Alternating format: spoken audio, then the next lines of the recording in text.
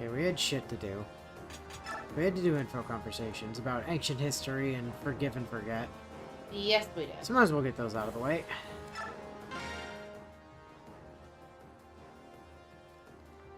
I'm about to tell you a very old story. Story you should know as the new king of Goldoa. It's over.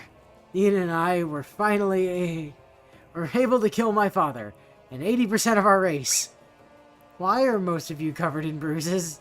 Don't worry about it. It's a bonding exercise. Sound of Saniki being pushed over.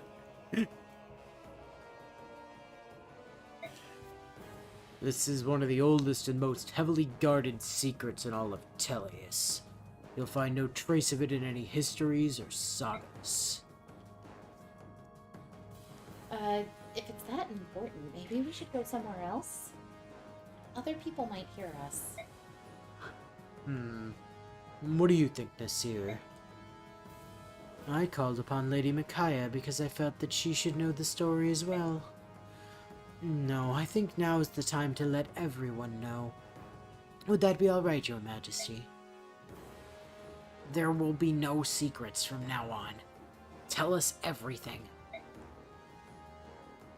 As you wish, Your Majesty. In the dawn of this age, after the goddess began their long slumber, the kingdom of Benyon was established. It's also really nice of Duke Sephiroth to just sit around and wait for everyone to talk like this. I mean, yeah, he's not in any rush. He's just trying to keep us here so we don't go mess with Asher. If we're taking longer, he doesn't give a shit. In those days, Laguz and Bjork lived side by side in harmony and peace. Yes, that kingdom would become the Benyon Empire. The hero Altina was chosen to be the kingdom's first queen. Leiron supported her as an advisor and as a husband. What? Despite their differences, Leiron and Altina loved each other very deeply. And the people accepted a marriage between a Laguz and a Bjork? That's what King Degensia said.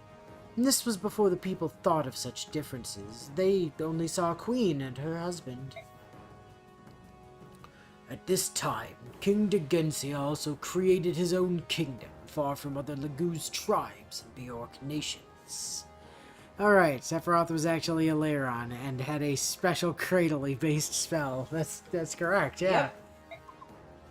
He believed that the dragon tribe was too powerful to interact equally with other tribes and peoples. That kingdom became Goldoa, but we just called it Dragonland at the time. Benyon had been established for 4 years when King Degensia received news that Altina had become pregnant. That news brought great joy. You see, the news was also quite surprising. There'd been other unions between Bjork and Laguz, but until Altina's pregnancy, no children had ever been conceived. Indeed, hers was the first child ever to be born of Bjork and Laguz. As close friends of both Altina and Leiron, both King Degensia and Sohn rejoiced at the news. The child would be the first to carry the joined blood of both Laguz and Bjork. The king said that the baby would become a symbol of peace between the two people. But joy over the child's birth didn't last. Soon after the child was born, Leiron lost all the powers of the Laguz. He couldn't transform, couldn't sing Galdrer. It became apparent that the child of such a union neutralizes the Laguz parents' powers. To make matters worse, the child bears only the characteristics of a Bjork. Leiron felt he was no longer a true Laguz, and felt he could no longer act as a bridge between the goddess and the people of Tellius. He lost hope, and also his mind, at least temporarily. He attempted suicide several times, which is an unthinkable taboo for anyone who's sworn to serve the goddess. King Degensia fell into despair. If people caught wind of this news, he believed it would create a deep rift between the two peoples. The king was especially concerned about the reaction from the Lagoos. They might interpret the birth as a herald of their eventual end. Some might even attempt to harm the child. Leiron needed to hear the voice of the goddess then more than ever before. But he could no longer sing the Galder of Release. Is that what happened? Just so, Leiron was forced to make a very difficult decision to protect the peace between Bjork and Lagoos. He decided to retreat into seclusion and consider the problem. Once he regained his sanity, he announced his decision. Leiron was forced to ask the unthinkable of his wife, his aides, and close friends. For the sake of Benyon, you must tell the people that I died in an accident. Tell them that I tripped down some stairs. Tell them that the birth was a false rumor and there is no child. Leiron left the medallion to his tribe, moving to Goldoa under King Degensia's protection. He simply disappeared from history after that. After Leiron had left and life returned to normal, Altina eventually welcomed a Bjork husband. She raised the child she'd had with Leiron as though it were an ordinary Bjork child, born of her new husband. Since then, marriages between Lagoos and Bjork have been forbidden. It became known as a crime against the goddess. Even so, the taboo was broken several times over the next few decades. Usually, no child was conceived, but when there was, it was swiftly covered up. The parents soon learned what it meant to bear a child who possessed both Lagoos and Bjork blood. After they learned of the consequences, none of these parents ever rejected the edict forbidding it. The child was to be raised by the Bjork parent, raised as a Bjork child. That should have been enough to hide everything.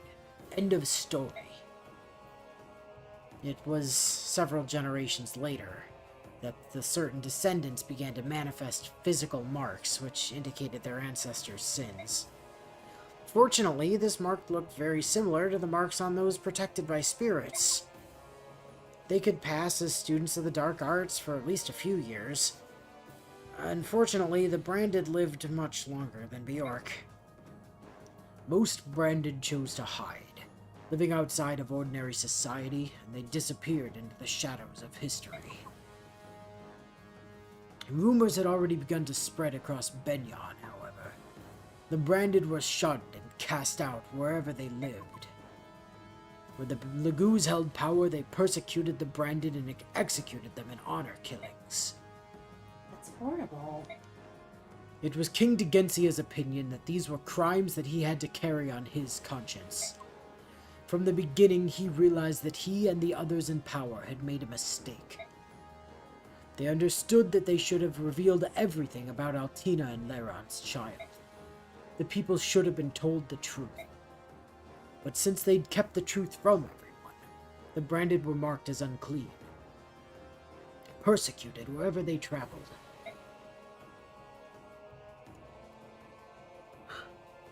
Here's the family tree for Leiron and Altina's bloodline.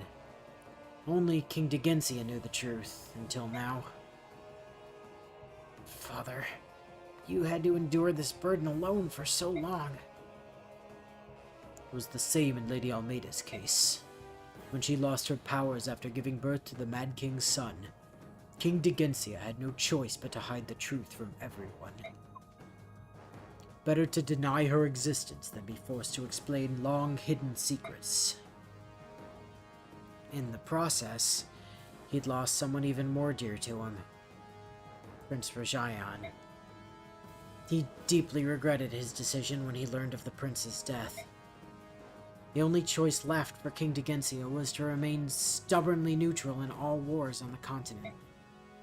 He hoped, in vain, to keep the goddess from waking up before the 1,000 years had elapsed. I'm such a fool. I had no idea what Father went through. All I did was deny what he fought for. Earth. Your Majesty, you are the king now. You know that it is a sin to fight against the goddess, and yet you've chosen to move forward and massacre 80% of our race. King Degensia left everything to you. You have to succeed. Don't be afraid of what lies beyond. Forge ahead. Except the forging people are all outside and you're out of money. I understand. I shall be true to my convictions. I have no more doubts. Ostensibly. I really have to wonder how they'd hope to stop wars between the different races by instead making them fundamentally incompatible with each other to the point that getting together curses them. Yeah, well. Nasir? Ike, I'm sorry about earlier. That's alright, I know you were in a tight spot. The Bjork hero. We will follow King Kurthnaga from now on. If he wishes to fight alongside you, I shall assist. I see. Well, then you should receive a blessing of protection from the goddess Yune. We already have. We can fight Ashura now. You'd lend all of us your might? Of course. We swear upon the good name of the dragon tribe that we shall do our best. Wait a second. Yes. They get Yune's blessing. Uh-huh. And yet... There's no time. That's fucking bullshit. No, it's not. It's literally the fight has already started. Literally the fight has already started. There is no time. Alright, experience. Who needs things? Not you. Technically, Ina. Technically, Kurth. Didn't Tabarn need it first? Wasn't that the... Tabarn is only... Yeah, Tabarn is also very close to level cap, so... The Mark doesn't need it. Pelias was the other one that needed it, right? Pelias does also need it, yes. And he also has Paragon at the moment, so... There's no time, said Yune as she cast a magic time sphere to spend the next half hour explaining things that don't really matter. Okay, that should be his HP cap. That is his HP cap.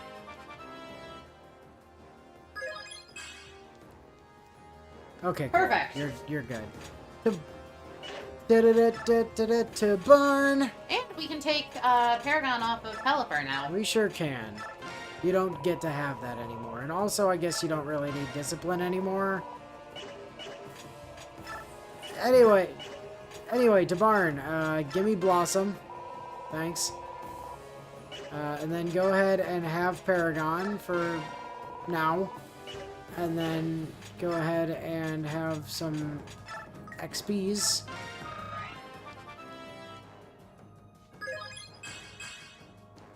Okay, cool. And be level capped. And then we can give Tabarn Maelstrom. And then we take away Paragon. And we give you... He can't have Maelstrom, apparently. That's bullshit. Okay, what are we giving Tabarn?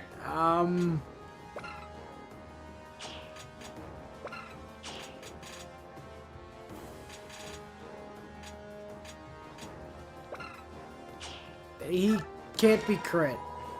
Okay. I know what's that. Pelipper.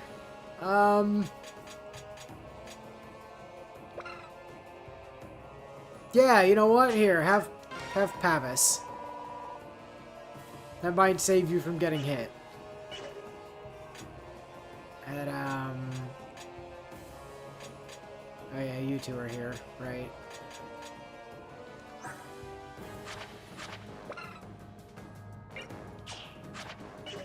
Anyway, who else needed things? Kurtzina. Kurth and Ina. Kind of just Kurth and Ina, isn't it? I mean, Micaiah, but... Well, she's not to that point yet, though, is the thing. Yeah. Neither is Saniki. Yeah, I guess it's just kind of Kurth and Ina.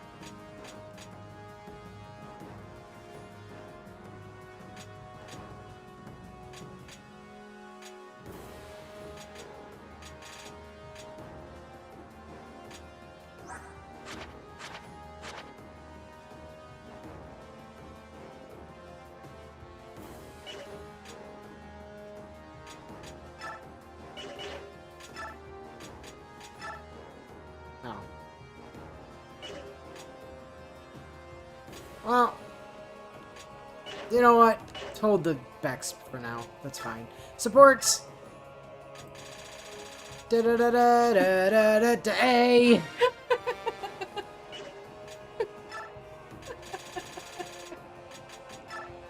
B. B. Thank you, circle of shoving at the end of last map. Kurth, you can go make friends with, never mind.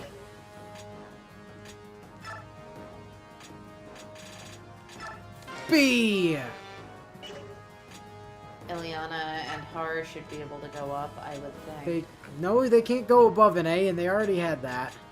Did they? Oh. B!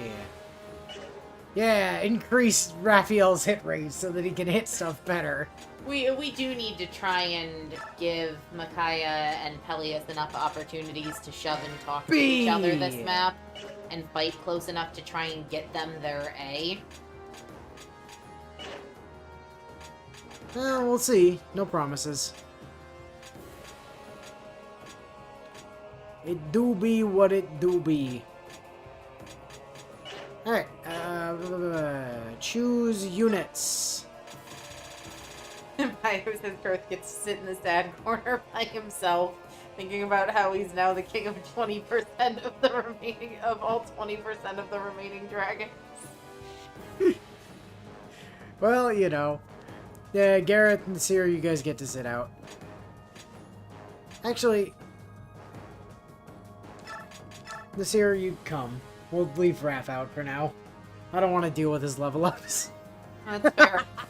It's literally the very reason fair. is I don't want to deal with his level ups. Oh, actually, you know what? Managed award experience, Nasir. No, not experience. Sorry. Here, have Blossom. I don't want to deal with your level ups either. He's just so lazy. I mean, to be fair, it's also not a terrible idea having White Pool on the map. Yeah, also that. That's the other thing. Okay, cool. Save. Save. The fuck thing is that he didn't even have to kill most of the dragon population. He just did that because he was angry at his dad for being stupid. Yeah? Yeah, pretty much. It was not wrong. True story. Alright, let's go. Alright, literally the only goal is kill this guy.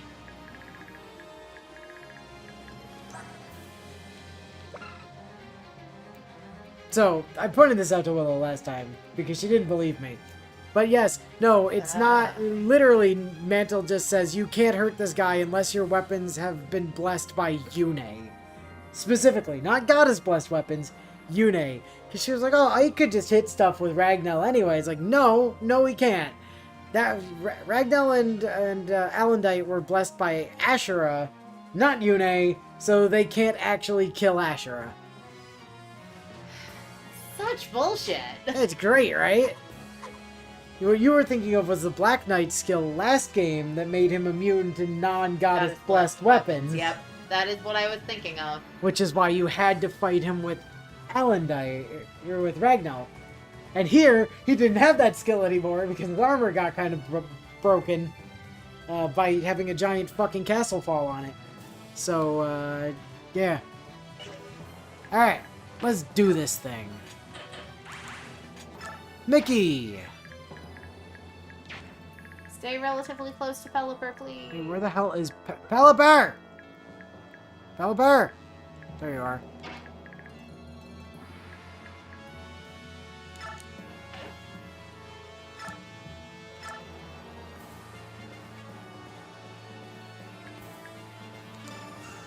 Support! Pelipper uses bibliography. Jesus, I forgot how cool shit looks when you're using it against the elemental spirits.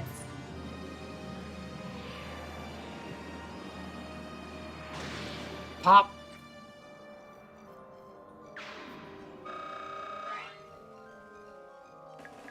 Alright, Mick. Forwards! And Rexora, that bastard.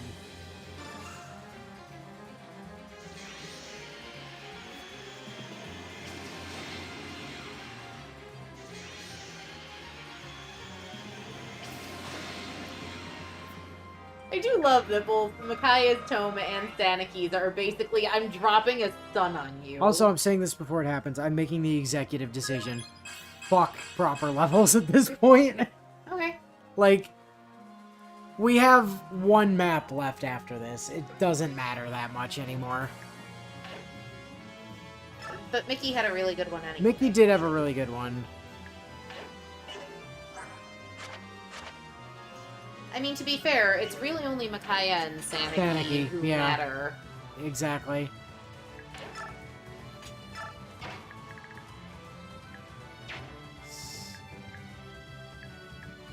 Zoth!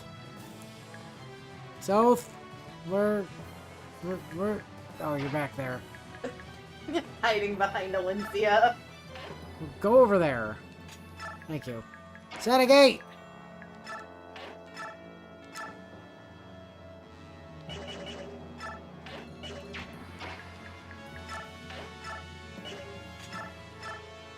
Okay, good. I thought that was the type advantage one.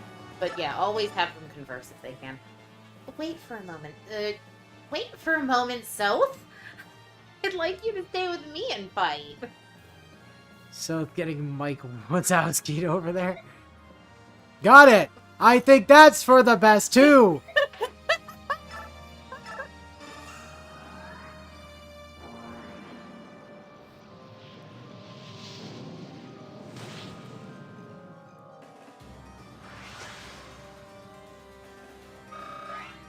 This is why speed is so important at the end of the game. Yeah. Because these things are, like, surprisingly fast.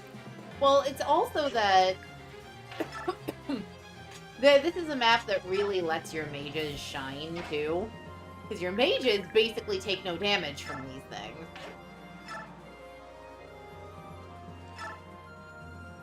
Edward?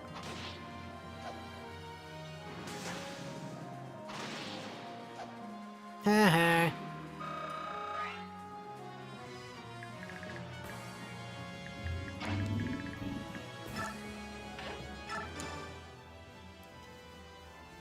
I'm not even gonna try. Like, I don't have it in me to be all country Howdy, today. y'all. Edward, I know I'm not much of a talker, but I can sure protect you if you'd let me. May I? Oh, sure. As long as you're fine with it.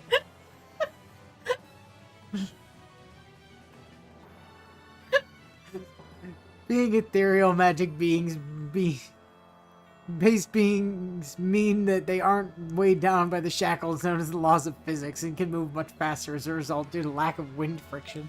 I mean, yeah, not inaccurate.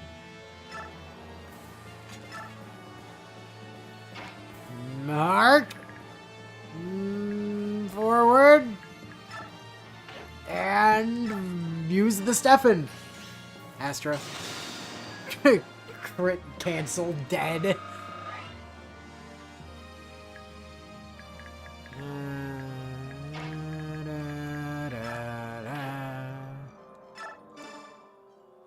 Zahark!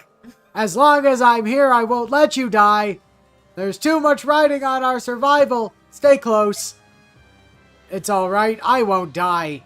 I know how much it hurts to be left behind. Such heartfelt dialogue in this game, you know? Like, it's really ahead of its time.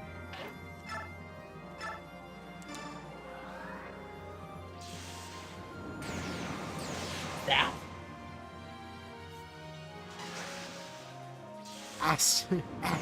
Stranceled.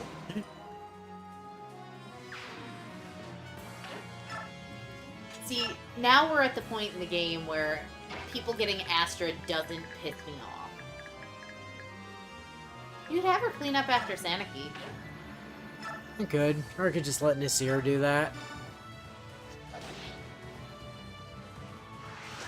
Or Ina, since somebody's gonna have to clean up after Mist as well.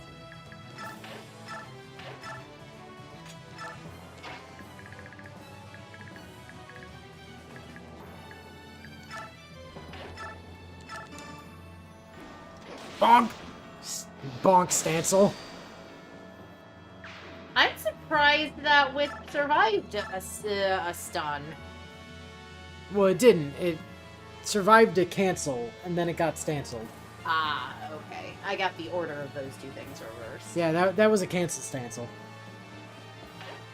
Because Har is just a fucking demon. I did see somebody do like a tier list of every character in this game the other day, and there was exactly one character in top tier. I love our boy. This man is a demon. Because this was talking about hard mode specifically, like the hard mode units. And Har is still a god in hard mode. That's why it's called hard mode. See, get it? His name's in the thing. Only now.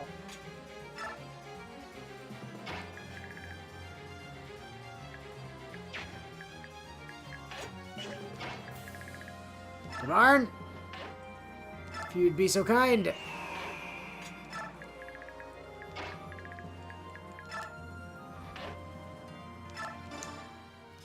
Barn, may I join you?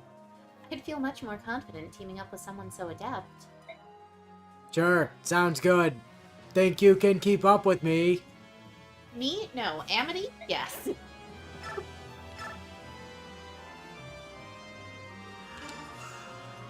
Alright. Adept. Yeah, okay, goodbye. Valencia, the unit no one gets to attack. Valencia, I get 1,000 attacks a turn. Queen of Crimea.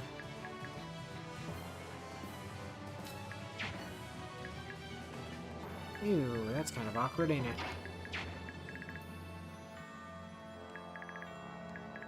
Yeah, it'll be fine. Probably.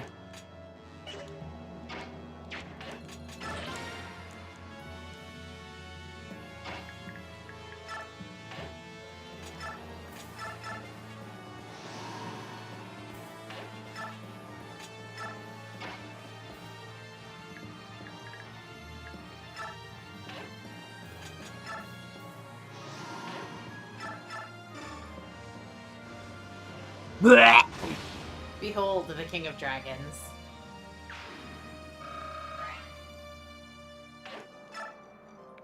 Hail, Dragon King. Way tinier than his father. I think it's just Canigus? Yeah, it's just Canigus left.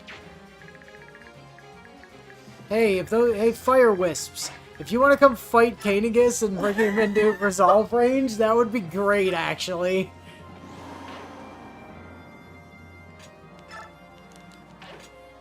Alright, well. I do love that Canigus is tough enough and has high enough of a build that he can rescue to Barn.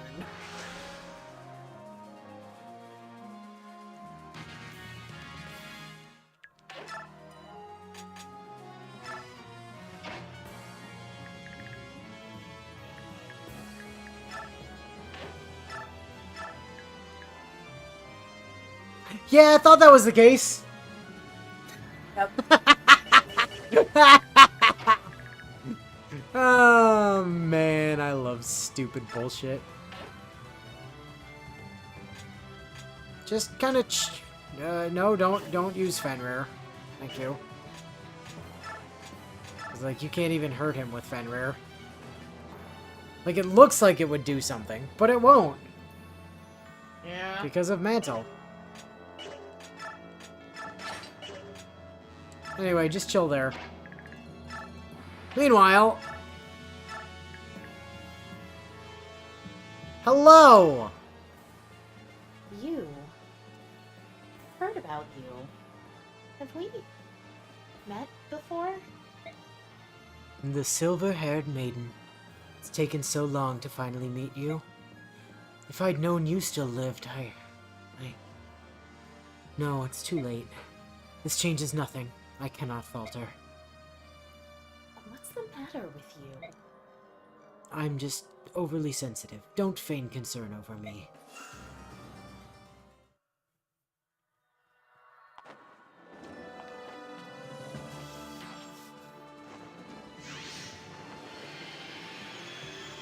Okay, I won't feign any concern. I will just hit you with a giant space laser.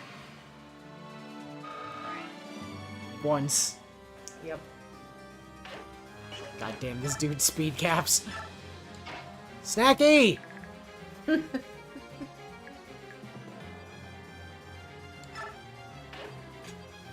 Forward! South! Also forward! Empress Sanaki, would you stick with me? We would be a more effective fighting unit together. I agree. I'll help you too. A little give and take will make us stronger in our fight.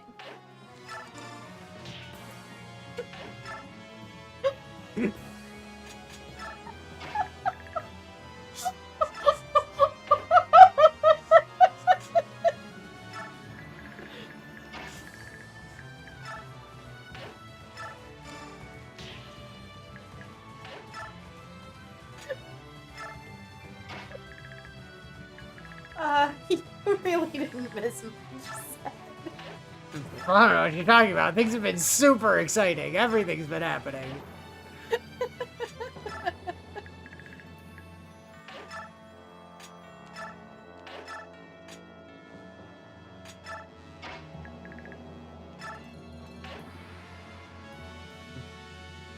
What?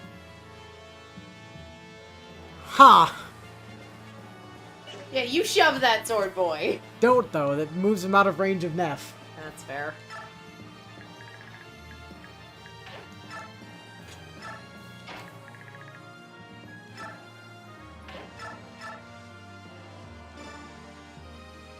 Yeah! Yeah. Nothing. Yeah!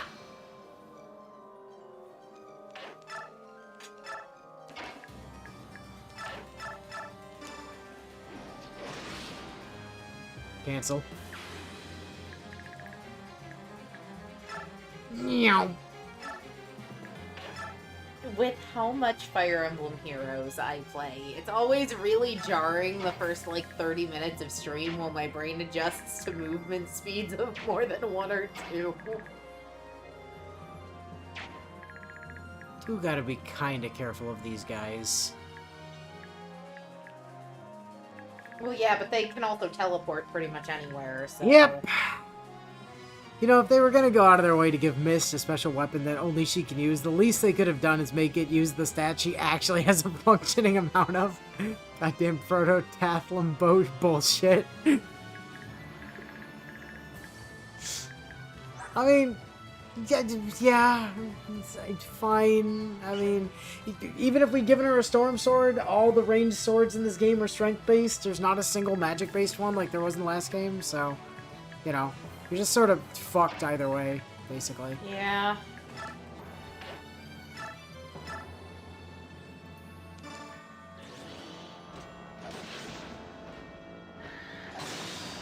Well. Sucks to be you. To the barn! Hey, Alencia! If you move from my side, I can't protect you! Stay close. There's strength in numbers. Let's go together.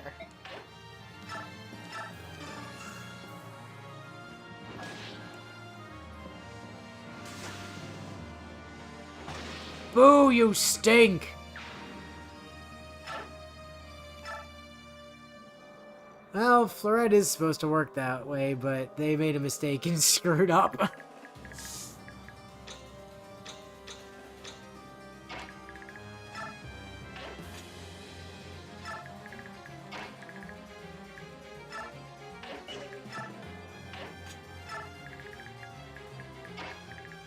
Anything try to touch Sanaki, see what happens.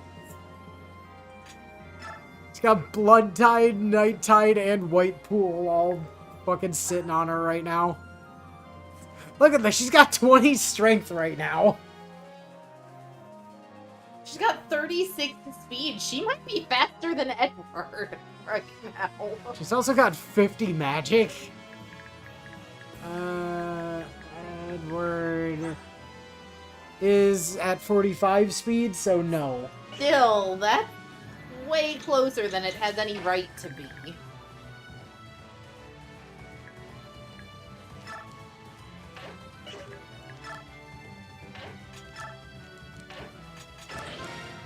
battle save up.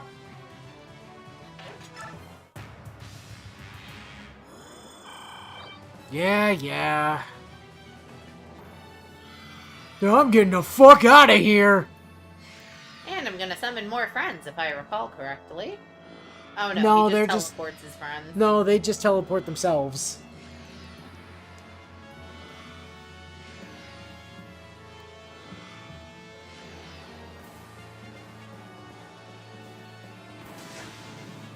You missed! You're an idiot. Vantage. Lightning bolt from space. And again.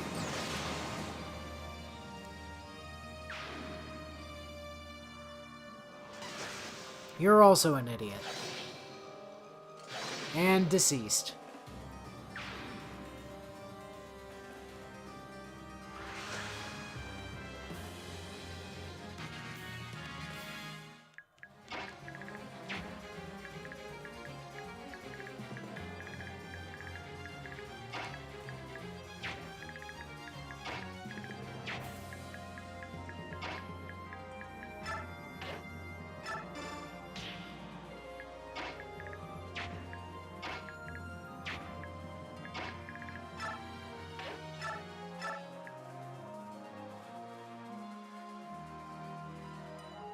Okay. Sure.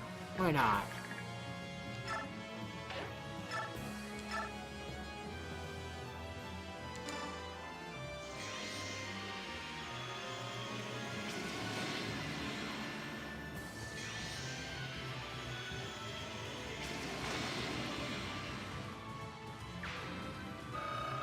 Broke your friend. General Micaiah! As opposed to specific Micaiah. If it's not too much of a bother, I wonder if I could fight alongside you. Of course. I'll join you. On 3, we'll charge. Ready? 1, 2, 3. King Peleus, correct? Aren't you brave coming all this way? If you're the one who's been pulling the strings behind all this, please tell me. Who am I? I don't know. All I know is that you are a powerful practitioner of magic. I know you were an orphan born and raised in Dayan, but that's all Izuka ever told me. So I'm not Ashnard's true son. No, you're not. Ashnard's son is of Dragon Tribe blood and thus branded. I think I'm gonna be ill. Be assured that you were essential to Dayan's reconstruction, which was a vital step toward waking the goddess. Fortunately, Izuka was able to use you to execute my plan. Oh, you are going to pay! You are going to... No, I think he's just renamed his home. His home is Blard. It's like the thing he just threw up mid-sentence. You're gonna... This is all over that guy's shoes.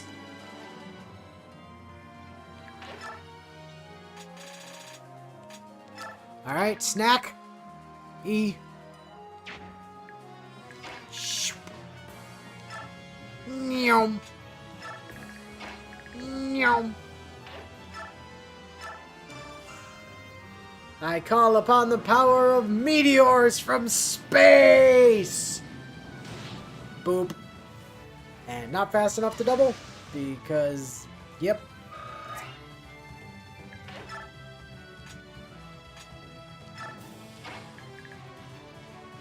Well, that's why you should have moved her Legion of Dragon bodyguards first. It's fine, other people need things to do. Like Edward. Edward needs stuff to do. See?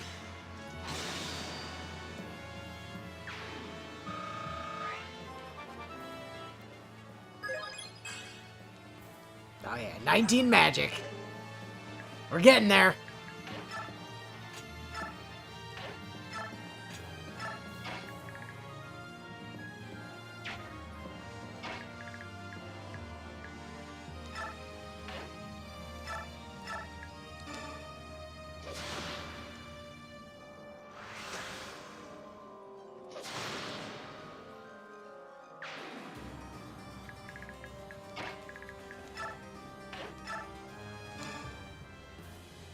Chief Ike.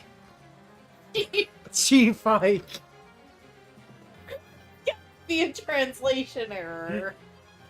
There's no way he was intended to call Ike his chief. Bio is equally confused. This game has ever called him that. Foreman Ike. Line Supervisor Ike. Bossman Ike. Chief Ike.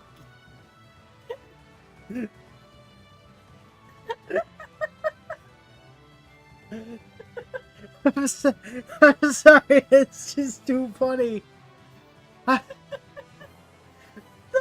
My sides literally hurt. Chef Ike. You have totally changed my life. And I can't lose you. Not now. Please live through this. You are my chief.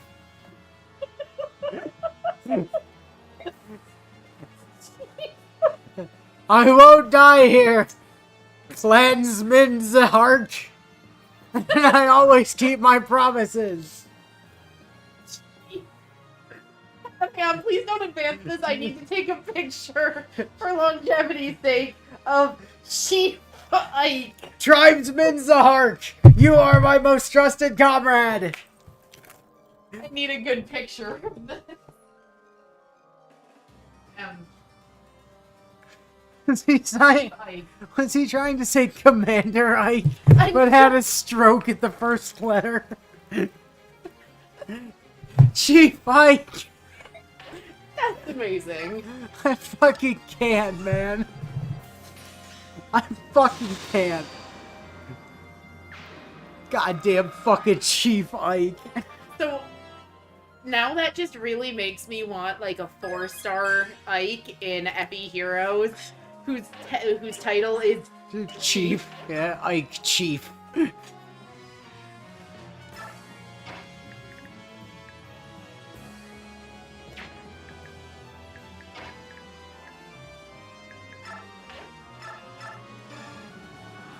It's just great.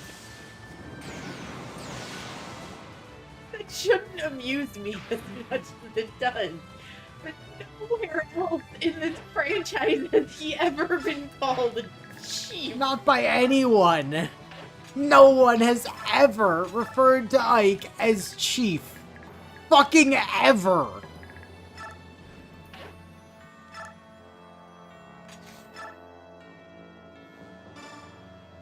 Sleepy Time Axe, go! Sleepy Time Axe did not kill.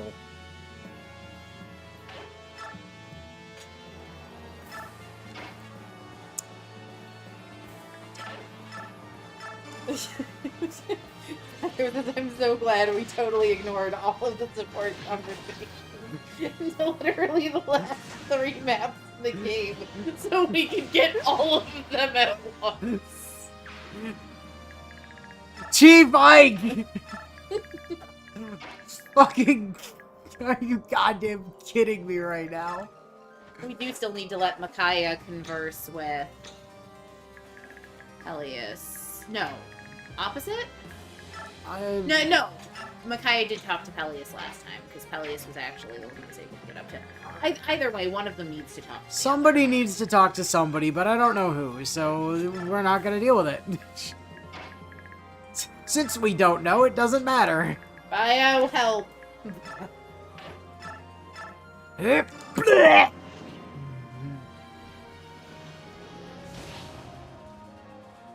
God damn, Nasir almost one-shot that fire spirit.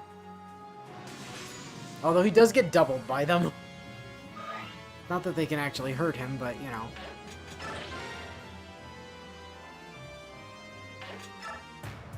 Alright, enemy phase. Oh no, he healed 21. Mortals cannot stand against gods. Don't you see the futility of what you're doing? Damn, that spell looks cool. Ow. Ow. Ow. Ow. Ow. Ow. Oh, please. It's not like that's actually a threat to him. He's gonna heal off like 7 times that at the start of the turn.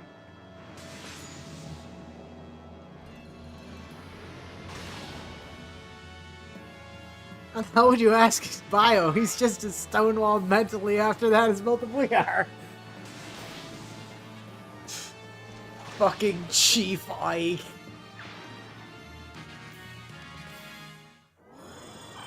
Alright. Neff got some health back. Har got some health back. Kurth got all of his health back. Kurth is functionally immortal. Oh, So it's hey, he's willing to attack now, by the way.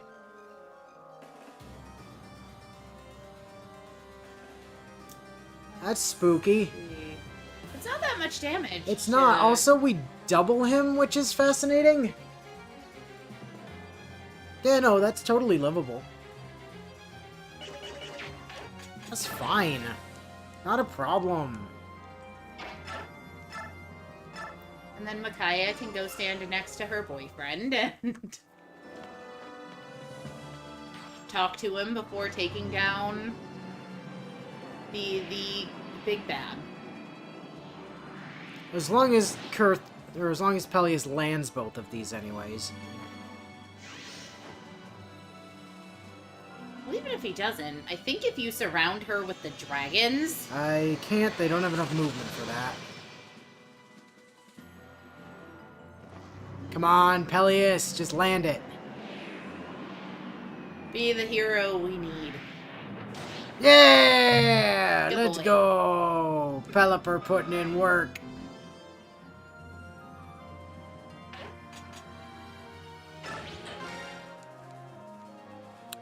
Alright, so before Micaiah does the thing... Actually, let's make sure Micaiah can do the thing. Yep. Guaranteed. Snack.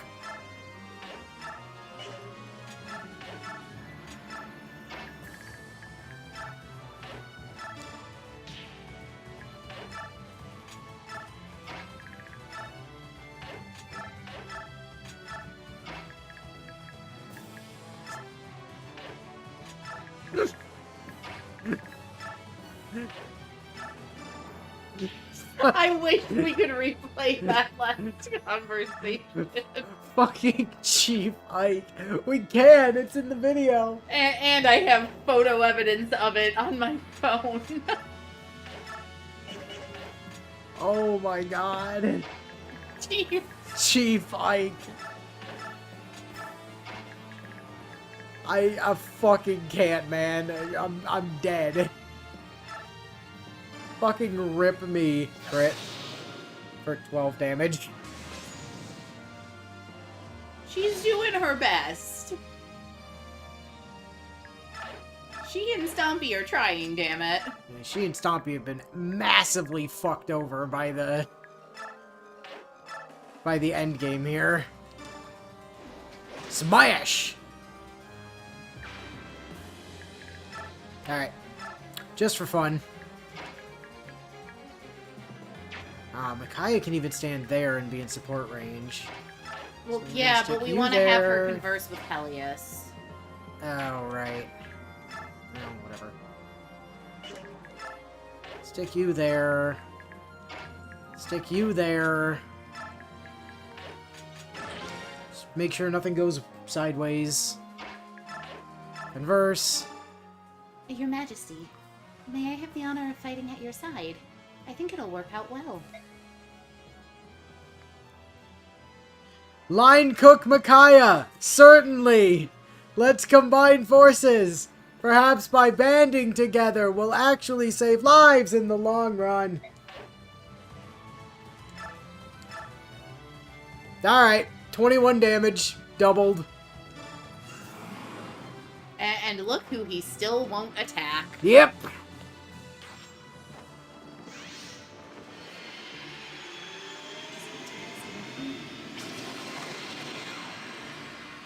I spent a year and a half coming up with dumb bullshit, and that random machine-generated conversation was the one that killed all of us. I mean, to be fair, you definitely broke us, like, way worse than that in 3 houses. Like, you substantially broke us way worse than that in 3 houses, multiple times. At last, I'm dying. Oh, thank God, rip me. Oh man, he's just a millennial.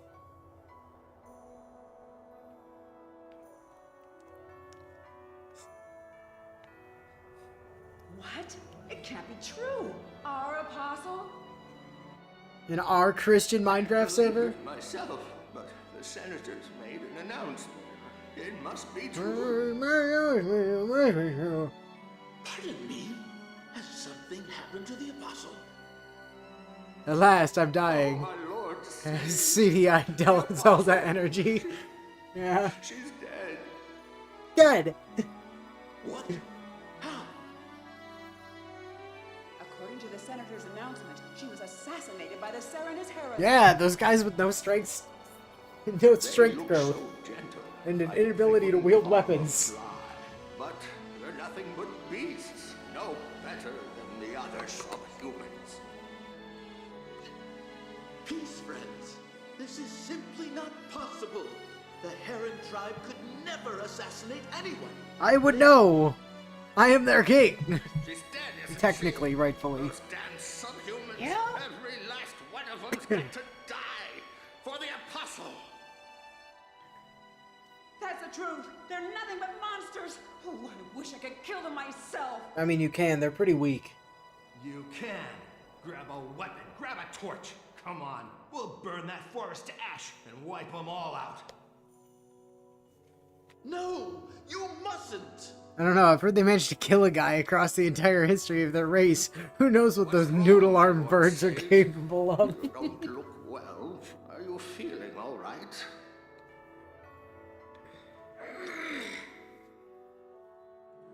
Ah! Wings! From the Satan's back! Wings! He's one of them! He's a monster! You're nothing but a lying, subhuman piece of filth. How dare you pretend to be one of us? Get him! The medallion must be quelled. I cannot allow this madness to come to pass. Judgment. The goddess's judgment.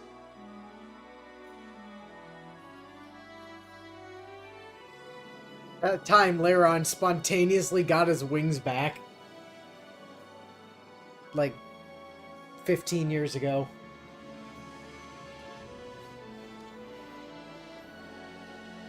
Again, Ashura plays favorite. No! What have they done? The forest, the trees, the herons were innocent. Why? The medallion. I must quell the chaotic energies. Must calm them.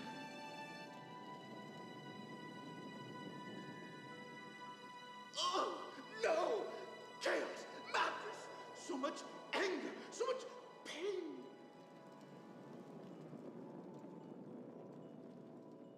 Why? Why was my family taken? Why? Why was my forest destroyed? The apostle did not deserve this fate.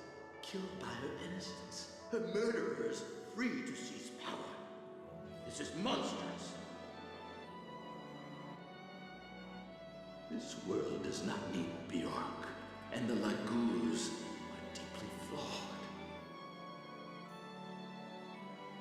There's no need to wait for the Covenant's 1,000 years. Awaken, O goddess, awaken and judge. My feelings got hurt, so I'm gonna doom humanity. They killed my descendant, Severin. slaughtered my people, burned down my forest. Fuck it, everybody dies. Severin! Hold on! Open your eyes! Chief Severin, wake up! Snark in the corner. Yune, help me. What should I do? What? Really? Okay, I'll try.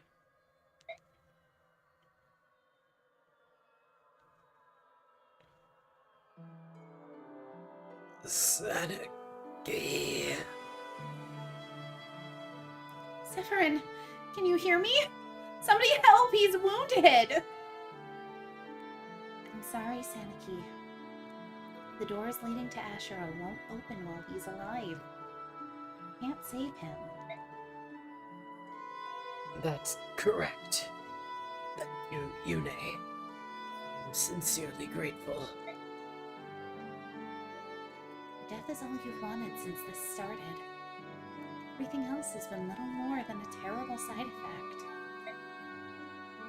I'm sorry that this was your only goal, but I'm happy to help you achieve it. Sephirin, I see now that you were what you were going through. It must have been hard. I wish I could have helped you. Please, don't mourn for me. I'm not worth it. I'm so sorry. I wanted to help you. I really did. Forget about me. This path was my decision. My tragic mistake. Lady Sanaki, I want you to have this. This is the Rudol gem. Wear it in memory of me. It will protect you. Please forgive me. I'm sorry I lied to you. Sephirin, don't worry. We still have all the time we spent together. Nobody can take that away. No one. Thank you. My something, Sanaki, for something that... Hold on. Hold, please.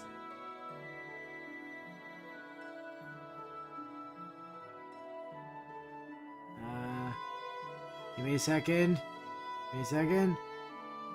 My lady Sanaki, I'll be leaving you now, was the line. Zelgius is waiting. Altina. Bleh! Sephirin! Now, please, Micaiah. Don't die. You can't die. Bleh!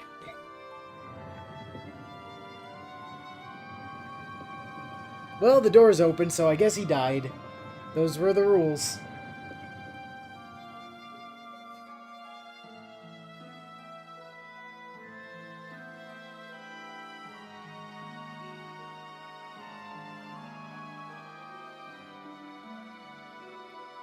He's breathing. Sephrin's breathing.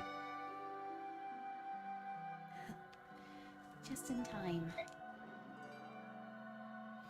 You saved him! Thank you! Micaiah, thank you! Micaiah is completely spent. She's sorry, but she won't be able to fight in the next battle. But there's no time. Hurry. There's no time! Goddess Yune, is there something you haven't told us about you and Sephirin? He saved my life. Sacrifice does miracles. Yeah, true story. Your life? Sephirin saved the life of a goddess?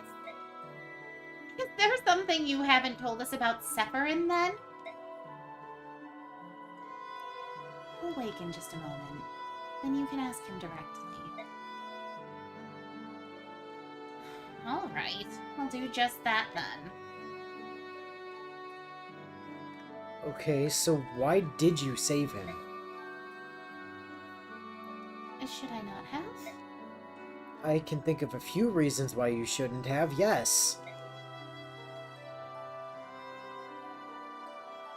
I'm gonna cut his head off.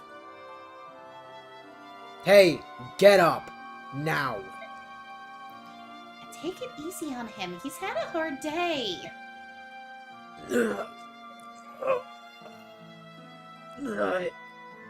I'm alive? Leiron. Goddess Yune, why? Why did you... Technically, I didn't, Micaiah did. But because I wanted you to live. You've always taken care of me, and I couldn't bear it if it ended like this. Alright, Sephiroth. We're gonna have to kill you to get through. Finally! I've been waiting for this for hundreds of... But we're only gonna kill you a little bit. Oh. But I've lost all my hope. All hope in the world and the people in it. I did what I did for future generations so they wouldn't have to live in this world.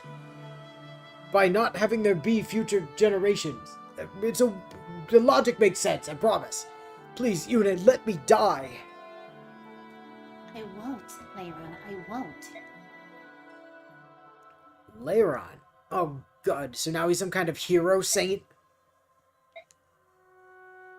Ugh, if death is what you really want, then I'm not gonna let it happen on my watch. I don't care what you've gone through. I don't care how much you've suffered. What you've done is unforgivable. Stop it, Ike. Ashura is waiting. It's time for the final confrontation with her. You can come if you want. You're asking me to turn my back on Goddess Ashura. If you really want the total extinction of Bjork and Laguz alike, then you can just lie there like a lump. If not, this is your last chance to start rectifying your mistakes. Think hard on that.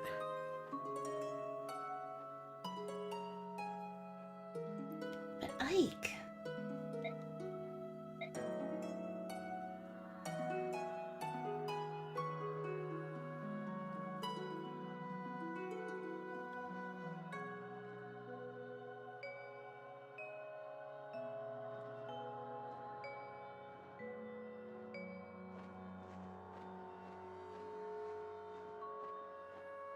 Yeah, just lie there like a lump. Fucking loser. I'll be waiting for you, Leiron. Alright, cool. Go in the light. We have a chapter to do. Da-ga-da-ga-da-ga-da! We got a Rudolph gem. I don't remember what the Rudolph gem does. It increases the defense by 10. So, like... I don't know. Put away the... It's not Saniki only, is it? I think it is, yes. Oh, it's straight up locked to Saniki. Yes, correct. That's dumb. I think Micaiah should be every bit as capable of using it. If death is what you want after all this, then as commander of this army... What are you talking about, Chief Ike? As commander of this army, it is my job to tell you to go fuck yourself. Now get up. I will not countenance this plan. Hear me, Goddess Ashura. Yune's imprisonment within the medallion has begun to change you. Order and chaos. You are one being, comprising both parts. The one must naturally... I do love that Ashura has lived her life for the last 1,000 years just laying in a coffin under a, like, weird silk thing hanging from a chandelier. It's kind of similar to the bed that they put Alir on Yes. in Engage. Ashura, you mustn't. You cannot survive without your opposite. Please, you must not do this. Your world still needs you. Leiron, you have ever been a wise and kind-hearted child. In deference to you, I will place my faith in your kind one last time. For the next 1,000 years, I shall sleep as well. When I wake again, I hope it is to a world of peace and order, where all prosper as equals. Chief Ike. If I do, then I will know that you have advised me well. I will reward your counsel. I will also allow Yune to return to me. I will once again be the goddess of creation, whole and complete. Ashura, the dawn goddess, The name your ancestors gave me so long ago. I should like to hear it again. Still not available in Heroes.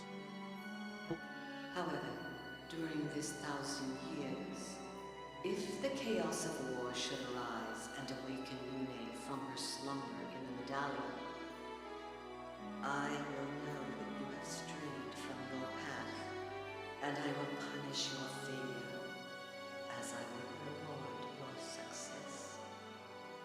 And then you will know my judgment. You will pay for your sins, each of you to the last.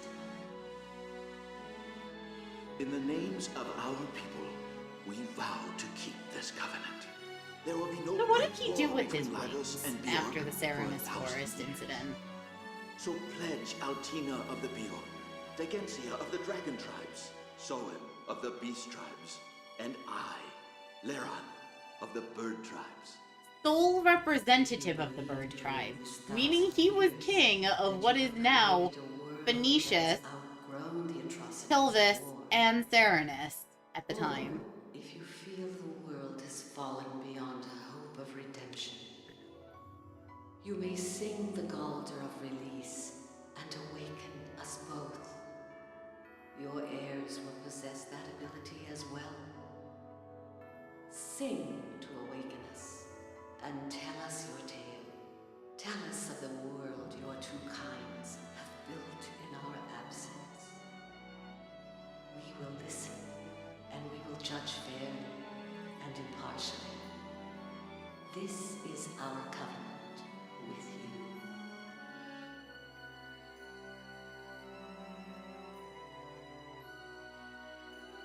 Fairly and impartially. Stone!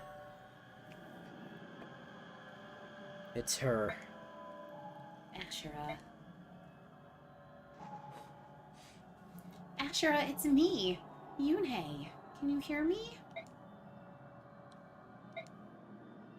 Please, please listen to me. You don't need to pass any more judgment. You can return the people to normal. Cannot. There are still people in my world who are made of fallible flesh. This imperfect world has passed beyond control. Now, I shall pass my final judgment. Oh, wait, no! You can't violate the terms of the Covenant, Ashura! 1,000 years still haven't passed. We were woken by Galder, not by mankind's war. It doesn't matter. During my long sleep, Bjork and Laguz continued to fight. The children of flesh will never learn nor grow. Time will pass as always, but nothing can change the destiny of mankind. Ashura seems to be missing 4 arms. Yeah, I mean, don't worry about it. You have to look deeper. The first judgment didn't turn everyone to stone, and I'll tell you why. Because some of them were standing in a building. Because these people aren't people as we know them, Ashura. These people have become something new. The people of Zunama are the only living creatures of this world that we didn't create. Animals evolved to become the Zunama. I missed the first N the last time I said it. Who then became Laguz and Bjork. That evolution continues today. Ashura, I'll tell you a secret even you don't know. Children can be born of both a Bjork and a Laguz parent. They're still very few in number, but if allowed to flourish, mankind might become anything. If the two races continue to evolve, I'm sure something wonderful will emerge. You can't just bring all that to a halt. Do not claim certainty of anything. The children of this world are born of chaos, and nothing could be more uncertain. The world does not require the evolution of man. My responsibility is to protect order, balance of all life forms. Beings that evolve without my guidance will only destabilize and threaten this world. Because of that, you have to wipe out everything made of flesh? Is that what you're trying to say? Very well then. You and I have nothing more to talk about. My only choice is to defeat you. You don't be absurd. You cannot overthrow me, just as I cannot overthrow you. Of course not. They can. Everyone, the time has come. Defeat Asherah, or everyone you know and love will be statues forever. These people, they carry your blessing, Yume. You need to fight me. Asherah, our goddess. This is the world of Warcraft. And we are the people you created. And I am its chief! I mean, Commander! You make it sound as if we're some sort of filthy creatures that just decided to settle down here and cause trouble. Eek, don't say it like that. We're not perfect. Sometimes our brains tell us one thing while our emotions tell us another. And war never changes. The more we try to avoid it, the worse it is when it comes to us. People are probably the dumbest creatures alive. Sometimes they call me Chief instead of Commander. I don't know why. I'm gonna take a second to read Bio's comment. During my long sleep, the York and the Goose continued to fight. Mostly because some idiots decided to do everything in their power to make it so nobody knew about our deal. But still, fuck them. Yeah. But somehow you're also the most endearing. It's your imperfections that make you so interesting. Imperfections very similar to ours. We know that we've messed up. We'll do our best to avoid more war and to make peace our highest priority. Asherah, just give us one more chance. All we ask is for one more chance. Do you expect me to reverse my judgment? The goddess of order cannot be so mercurial. My decision is final. In that case, murder it is. So that's how it's gonna be, huh?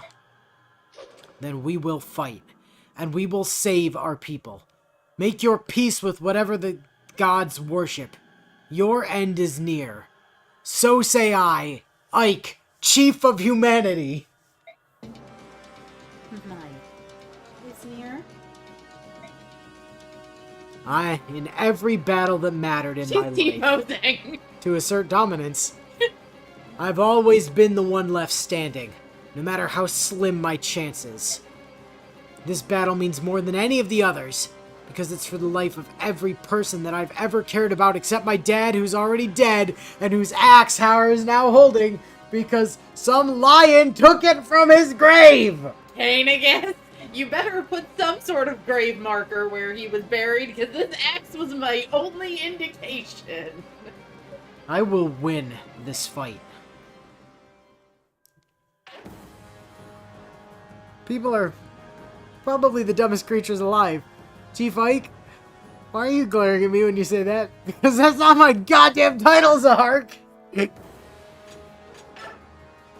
Okay, can we increase supports for anybody? Nope. We can do Kainigus and Ina. Damn, we didn't shove people enough. Look, there was only so much time. Bonus experience? I mean, we're gonna have to use our drugs anyway, but we might as well toss the bonus experience on... Kurth. I was gonna suggest to Mickey to try and push her closer to where she's supposed to be. Nah, I'm thinking Kurth.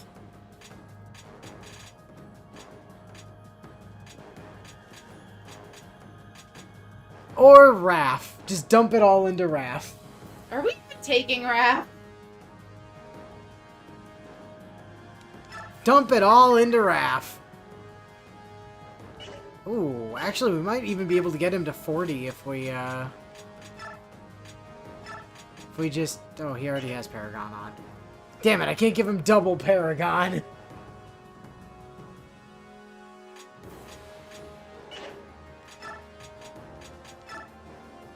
Well, I will boost him to 30. Even though, as I recall, the Herons don't... You can't use Satori time. No, but they do get access to the... They do get access to another Galder at 30. It's just not one that's very useful for us. Because it just completely refills the Lagoo's transformation gauge.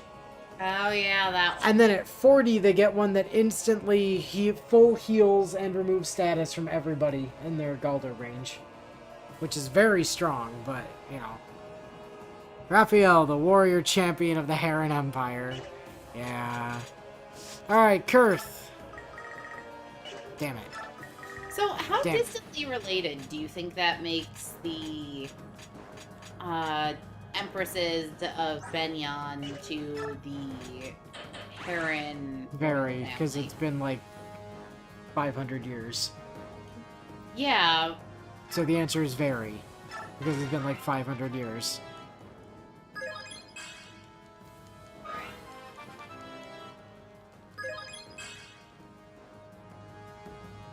Oh, she's actually in Beck's leveling range now.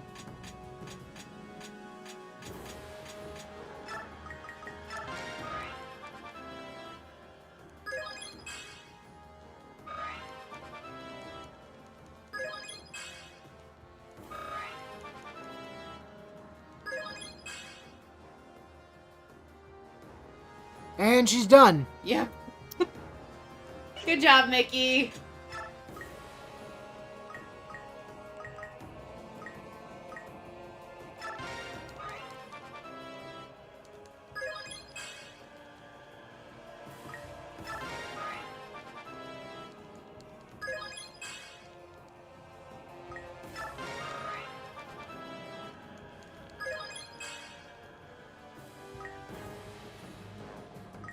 God damn it.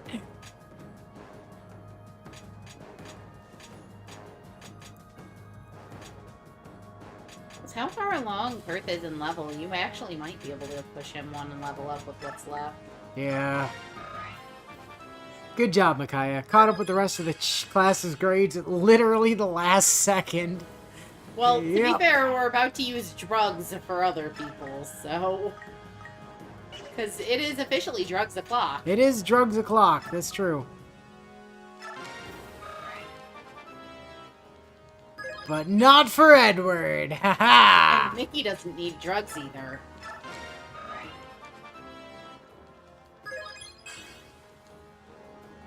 There are quite a few people on Team Drugs What Drugs.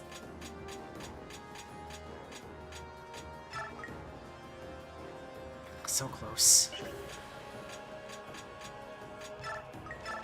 No, it puts him in a nice number, so that's fine. Skills don't matter, whatever. Items! It's drugs time. Ike, you're everything Yeah, he's capped. everything capped. You're everything capped. You're missing defense. Hold on, I should do it from... We should do it in order Should do it of from this most useful. Hark is everything capped. Neff is everything capped.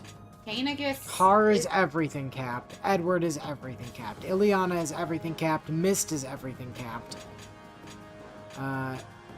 Peleus is close enough. Kainagus is missing 3. But is he missing anything important? Speed. To him? Speed. Yeah, speed. It might not be a bad idea. Strength to on It Alencia. might not be a bad idea to boost Kainagus's res a little bit. Alright, let's see. Let's see what's available. Right. So we have health items. Is anybody not at max HP? Saniki is not at max HP. Valencia is not at max HP. Perth is not. Kurth is not at max HP. Okay.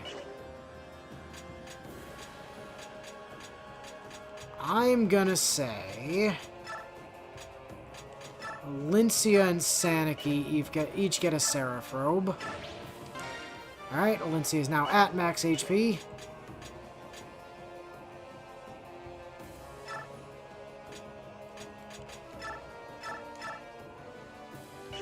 I know what I did, it's fine, don't worry about it. Saniki, I think, is also now at max HP. That should be. Because she didn't go up by 7, she went up by 4. What else is in here? Energy drops are strength. So who's not capping strength? Where it actually matters, I guess is the better way to phrase it, too. Ina. But I don't know if we care. Alincia, which we do care. Yeah. So Alincia gets it. Alincia, At least yeah. get 1. Because we want to get her to her cap if we can. Especially with how many attacks she gets per turn. Yeah.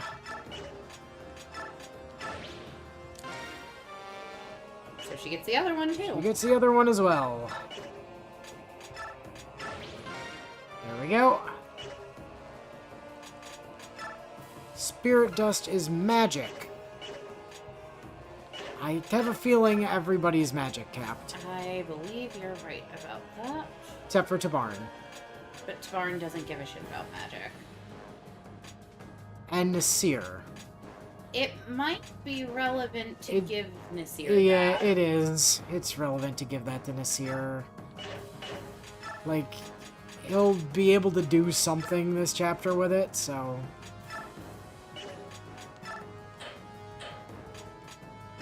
Although I do kind of fancy giving it to Tabarn anyways, but... And Nasir's magic capped. Secret Book is skill. I think most everybody's skill capped, too. Not Kurth. Not Alincia. Okay, so Alincia and Kurth. Alincia's got to be close to hers, though. Alincia first? Alincia first.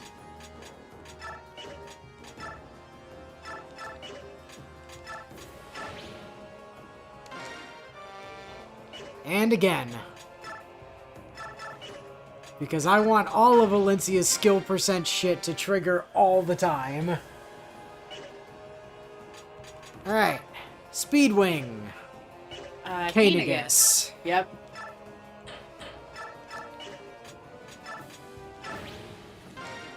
Alright, Kainigus is capped. Kurth might need it. Earth is speed capped. Saniki is not, so Saniki's a good possibility.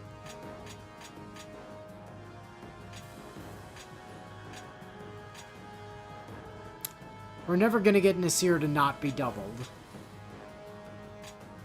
Saniki it is. At least until Saniki hits her cap. If she hits her cap, there's no harm in giving it to Nasir, but...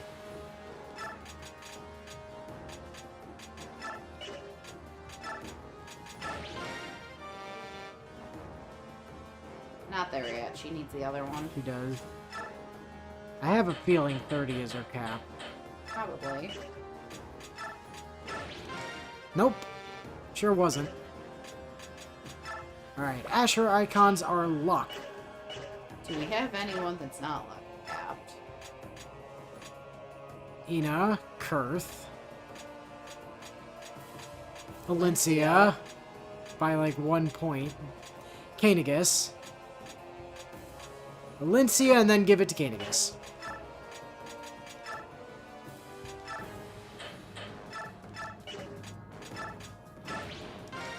Alright, fix that little problem. We definitely don't favor Kainigus over other Lagoons. Cough, cough, Kurth. I am giving one to Kurth. Calm down.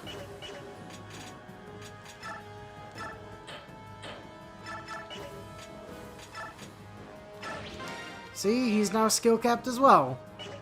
Or luck capped, rather. Draco shields are defense. Soth. Saniki. Valencia, who's definitely getting it. Alright, well, let's just not pretend, and we'll give it to Valencia and then Saniki if Valencia caps out.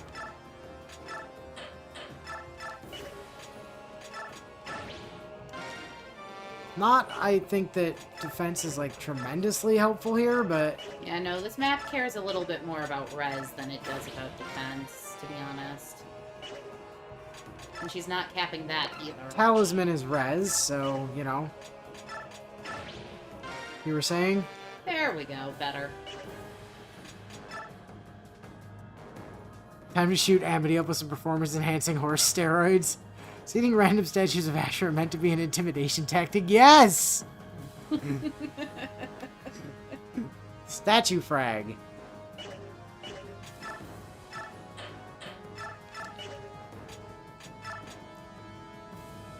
Be the bulkiest boy. Bench press a goddamn horse!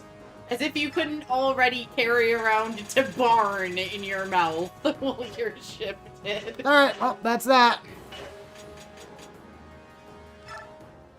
Let's do this thing. And so once more, I find myself at Rebirth 5.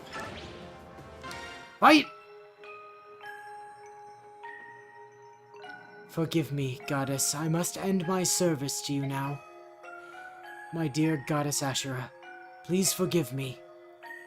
Leiron. Everything I've done was a mistake. This is all a result of my weakness. The changes were unbearable to watch, too frightening to understand. It grew painful to accept change, and with that, my heart filled with cowardice. I was overwhelmed by the pain and could think of nothing but soothing it. As long as I suffered, I was blind to anything else, even to the beautiful things of the world. I can see it now. The people deserve compassion. They deserve to have their lives back. No. You were always too flexible, too inconstant. You cannot sway me any further. Ashura, my goddess, please. Be silent now, and watch as I erase these beings that confuse your simple heart.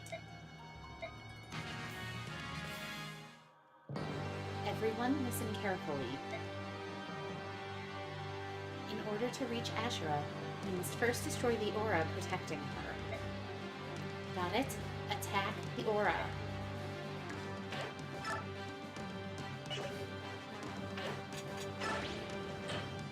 Alright.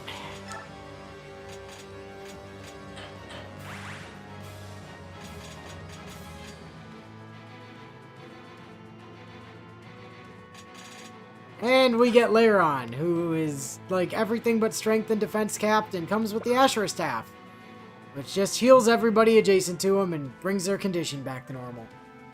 So it's almost like he has Galder. But he also has 3 double S's in light, dark, and staff. Not that he can make use of either of the other 2. But he does have Mantle. So that's fun. So technically, Ashura can't hurt him. And he has Corona. But again, like, doesn't really matter. I mean, we could have Pelipper give him Blarg, but that'd be silly.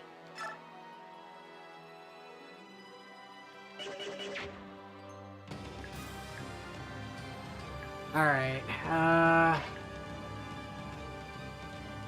trying to think of what the play is here. So, never mind. It didn't matter.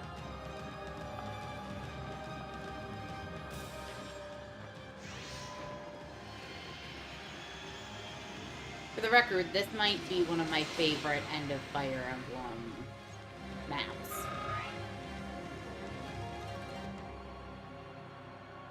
I like the mechanics.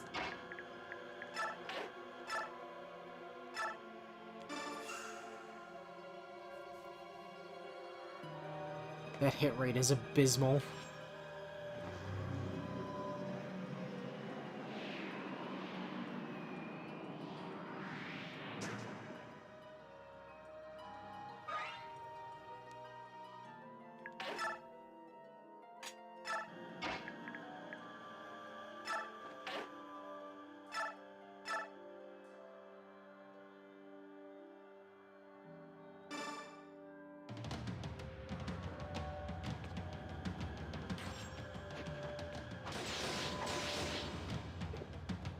Oh right, Aurora.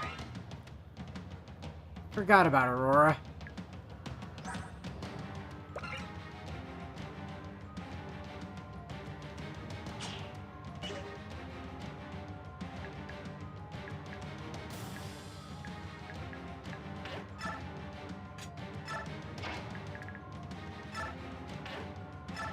Aurora. Because fuck you, that's why.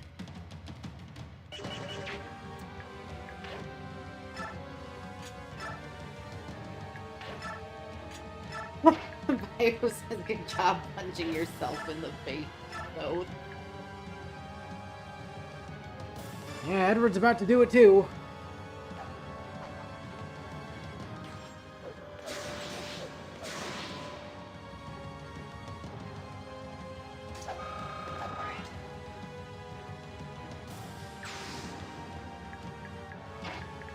It's okay, Kurt heals all the damage. But importantly, that allows Ike to literally just walk up here and... Nope, Oh all no, the you shields do be have to broken. break all of them. God damn. Although it might not hurt to move Ike there, though, because I think, if I'm recalling correctly, she can't reform defensive places and where people are standing when she does try to bring her barrier back. Yeah.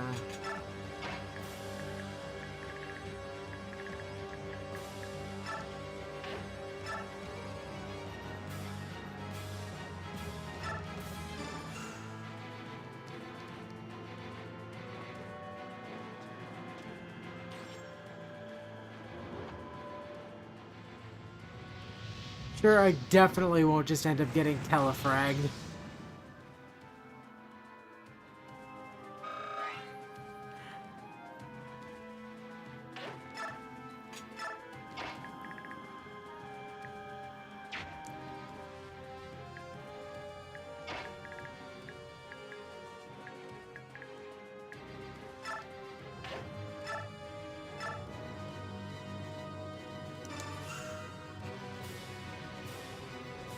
Use those support bonuses.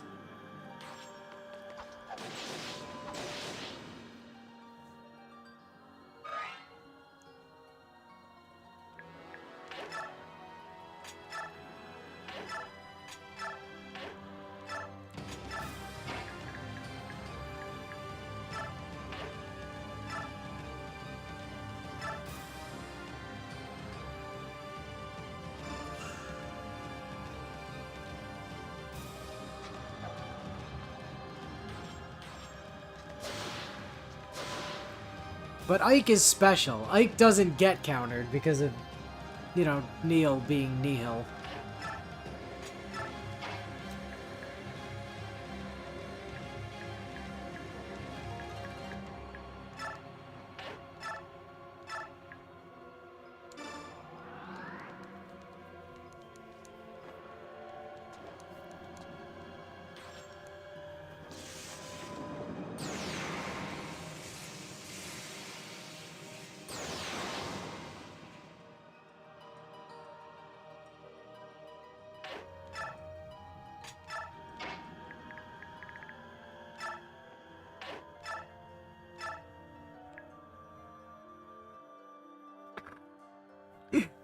Go, Mist, go!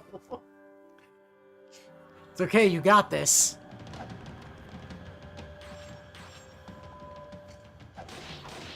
Oh, Mist also won't take damage. We also gave We gave, Mist, yeah, we gave her Nihil as well, yeah. which probably would have been better served on, say, a Micaiah Nonsense. for this fight.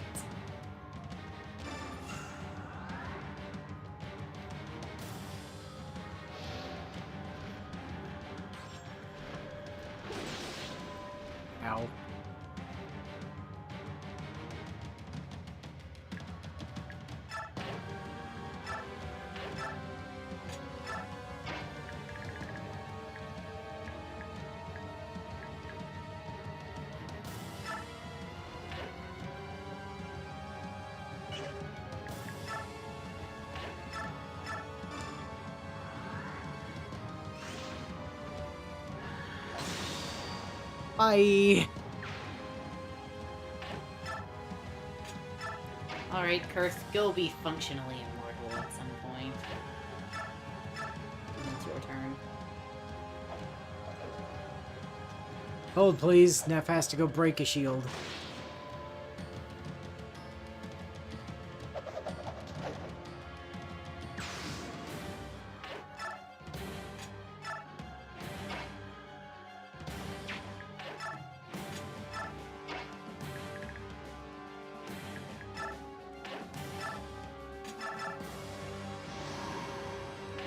Go be Dargo, Luna. You got that. Alright, Kurth, get in there.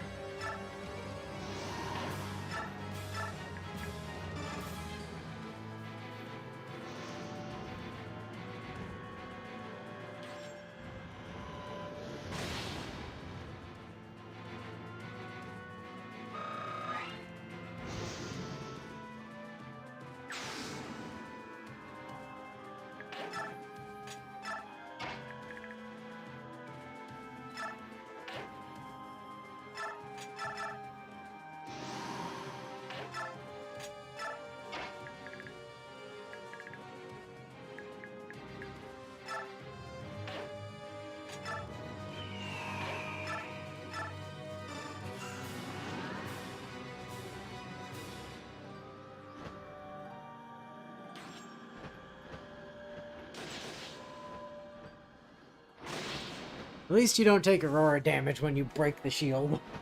Yeah?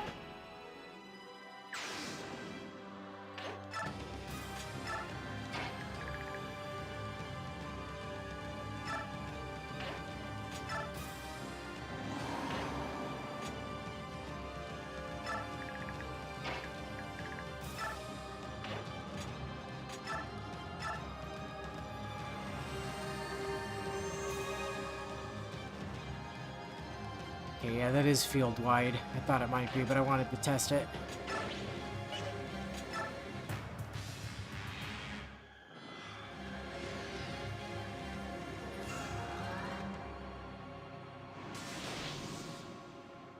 Owie.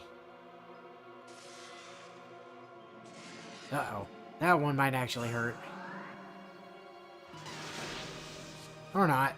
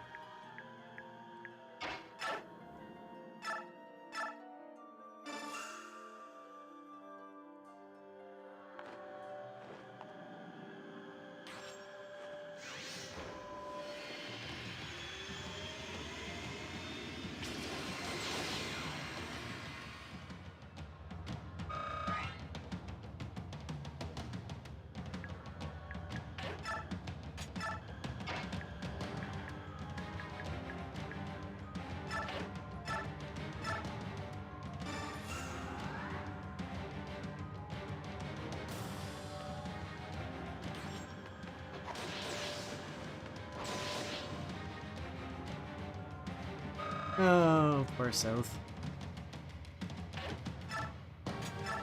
I feel bad for him, except I don't. You feel bad for him, except he's so.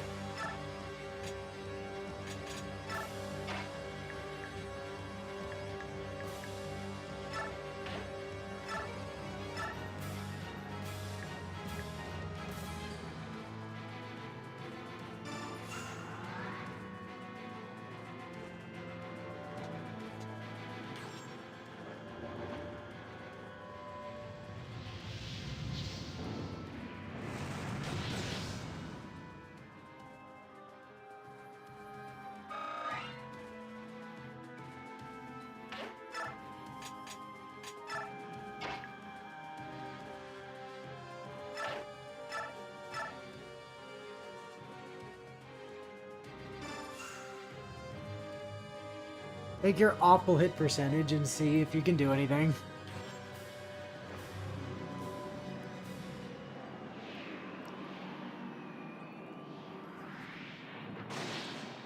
Oh, you actually landed a hit. Well done. Good job.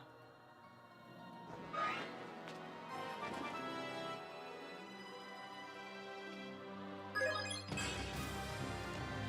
that res cow?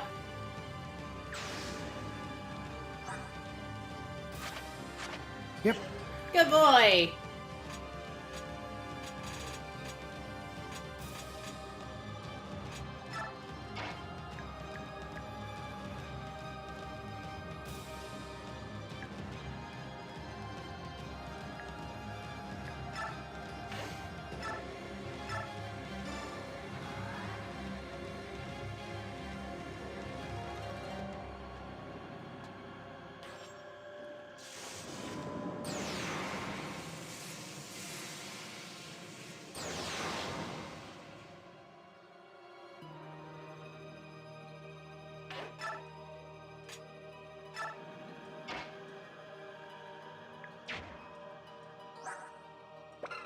Did leave the fortify staff on you. I thought I might have done.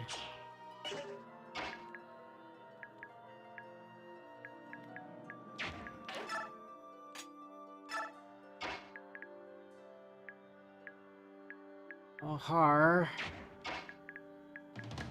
Be a dear.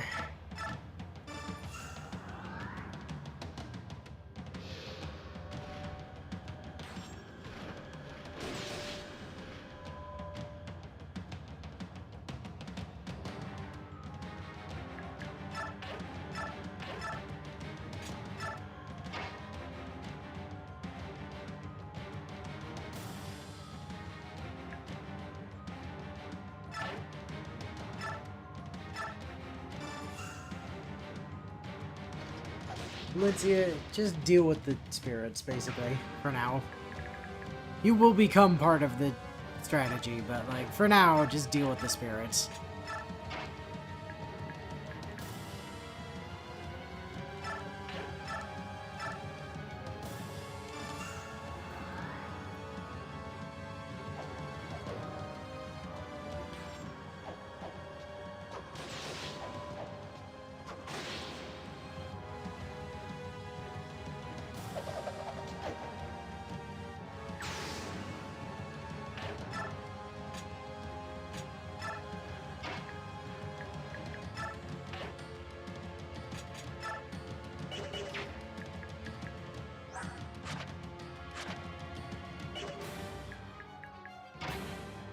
Unfortunate.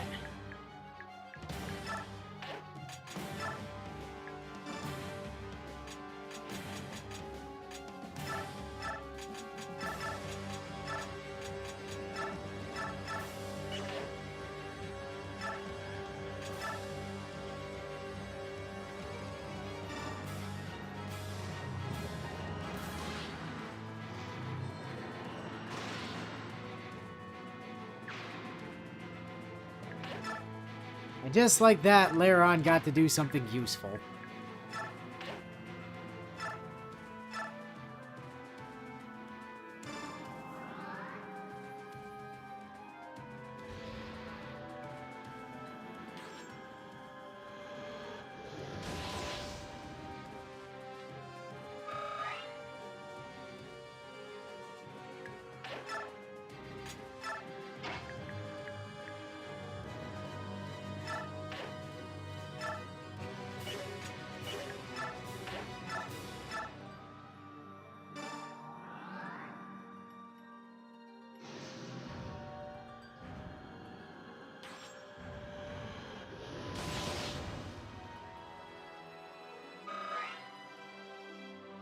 As Kurth takes a bunch of retaliation damage. That isn't going to exist as soon as the next turn starts. I know, it's great. Hey, Nasir. Do you mind? Well, you might mind. I'd really prefer you actually land that, to be honest, but...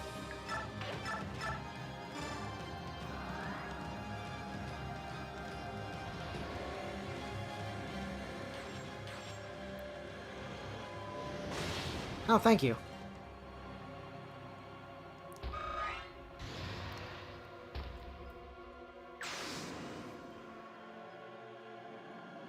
Actually, remarkably helpful of you.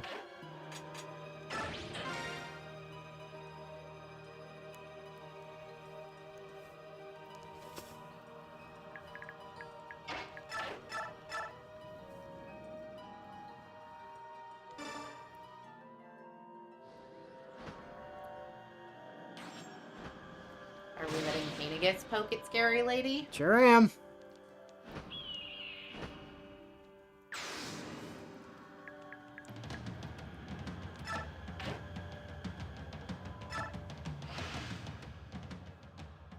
The aura is gone. Excellent. Now we can finish this.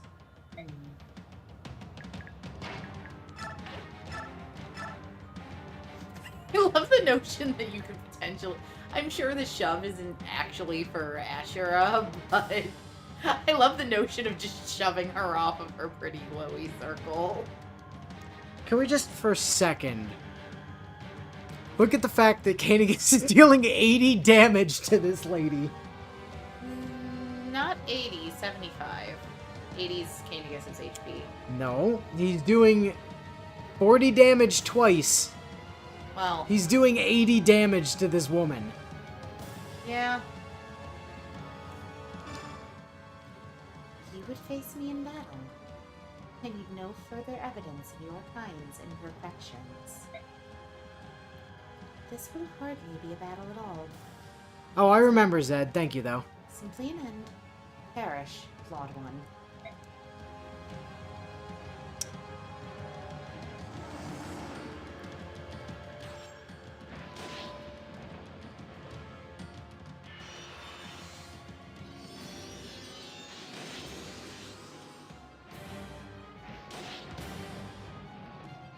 Ouch, you hurt our giant kitty.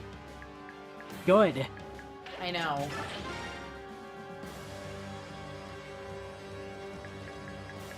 Just out of curiosity.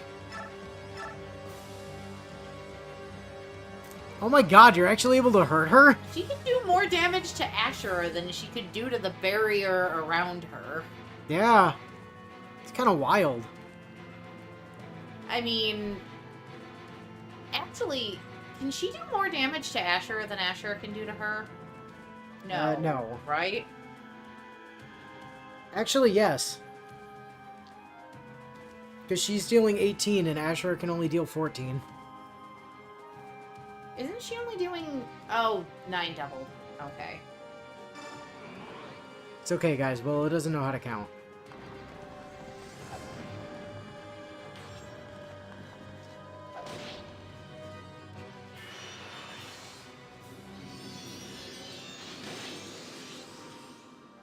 No, I just look at attack speed last. And I think you start there. No, I started attack, but I check attack speed second. Meanwhile, I literally just go straight down the line. 25 twice. We only gotta land one! Alright, boys! Let's fucking finish!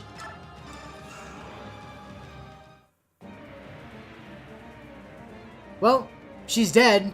We have to put an end to this. Take all the power I have. Thank you. I'll use it well.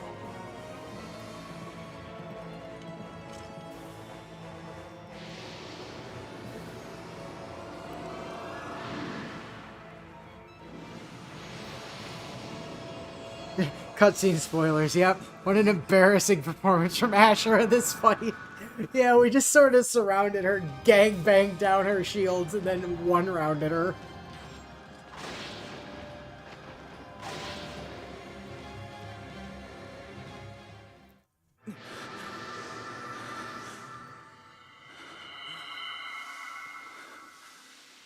And then she turned into space dust!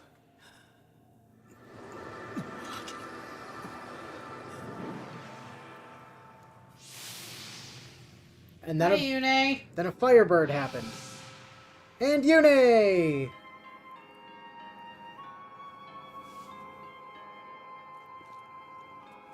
which Ike is scared of and backs away from the One of tiny you. child. Are you leaving? I am. But I believe it's for the best. This world does not need gods. We have always failed you. I like that Yune has a lisp. That's why we must go. You don't have to leave. It's true. We don't have much use for gods. But well, you show us what we should aspire to. We need inspiration. You give us a reason to grow, to become more than we are. And if we don't have that, Yune, we're nothing more than statues. Can you forgive me for the pain I've caused? I don't know. But you have already forgiven us. How could we not?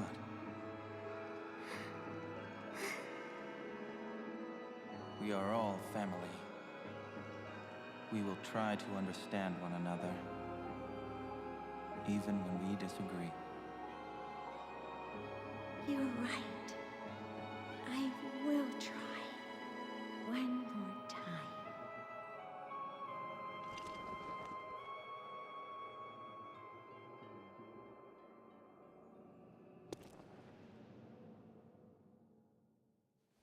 True that we don't have much use for gods, but most of our institutions and governments are kind of entirely built around having them, so civilization would be sort of screwed without you around.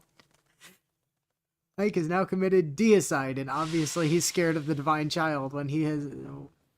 When has he ever been convinced kids to not do stuff? Fair. Oh look, it's sunny now. And snowy. And Yune's off to go unpetrify people. And Yune is a burb. Again. Again. Yune likes being a burb, though. She's not a burb in Heroes. No, she is not. Although she does appear as a burb in quite a few of Micaiah's portraits in Heroes. No, she's just a lolly in Heroes. They need to give us, like, Firebird Yune in Heroes.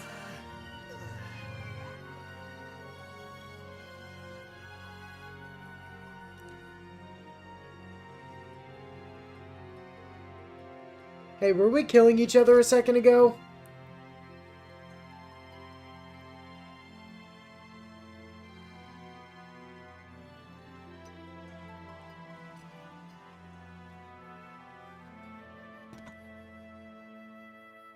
And just like that, racism was over. I don't know, we thought racism was over at the end of the last game, too. Yeah, but there's not a sequel this time. And just like that, political corruption was over. Meanwhile, in the Melior...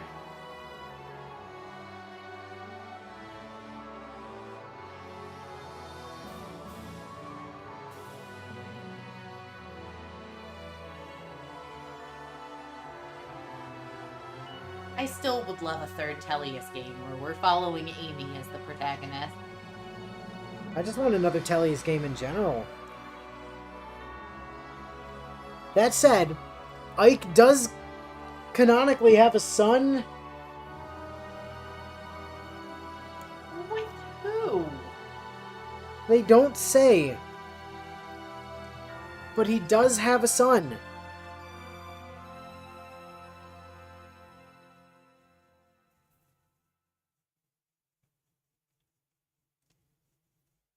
And he showed up in a game that you've played, is the thing.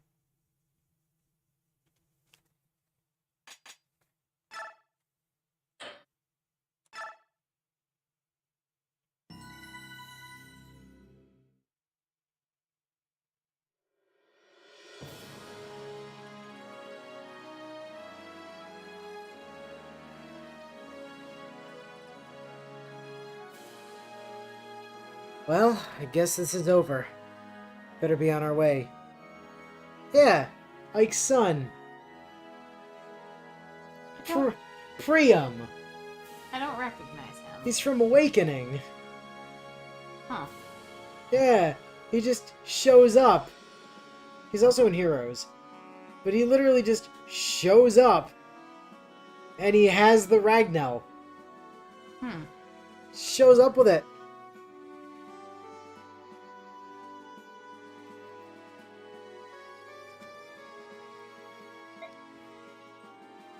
You going back to Dayan? Yes, everyone's waiting for us. I've also just seen Bio sent me something. Is it pictures of cats? That's usually what he sends me during stream. Nope, it's Chief Ike. Thank you, Bio. We'll have to start rebuilding all over again. Hopefully this will be the last time. No, don't say hopefully. Make it the last time. If anyone can, it's you two. I don't doubt it, but thanks for the vote of confidence. Priam isn't Ike's son. He says descendant. We don't know how many generations. The point is, Ike had a child. Canonically. Thank you, Ike. I won't ever forget you. And I'm gonna be alive an awful lot longer than you. Priestess Micaiah, of Dawn. Priestess of Dawn. Crowned 15th Queen of Dayan. At prior King Peleus's entreaty, Micaiah ushered in a new era of prosperity. Damn it. Becoming a pillar of strength for Queen Micaiah Soth was worked tirelessly to assist the poor and downtrodden. But at least we dodged the husband ending. Yep. Edward lived as a common townsman. Despite the Queen's wishes, he would I'll read for the female here often first. visit the keep to bring good news. Blade of Justice Edward. Freedom's Arrow Leonardo, who toiled at rebuilding the army with his proven skills and good looks. He was beset by women across Tellius.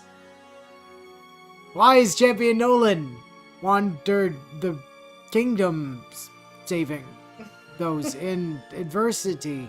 Stories of his altruism eventually became legends. Carefree Saint Laura. Laura returned to her home's church and became a mother to many orphans, all of whom loved her gentleness. We tried, everyone. If only Wandering sage Ileana. Pelipper shoved Micaiah like a school bully a few dozen Ileana more returned times. to travel with the merchant caravans as she had before. Somewhere, right now, she is hungry. Yep. Loyal halberdier Aaron served for many years as lookout in his hometown. Everyone relied on him for his honest, if clumsy, work. Steadfast rider Taraneo. Tornado worked tirelessly for his country as linchpin of Dayan's military and a pillar of statesmanship.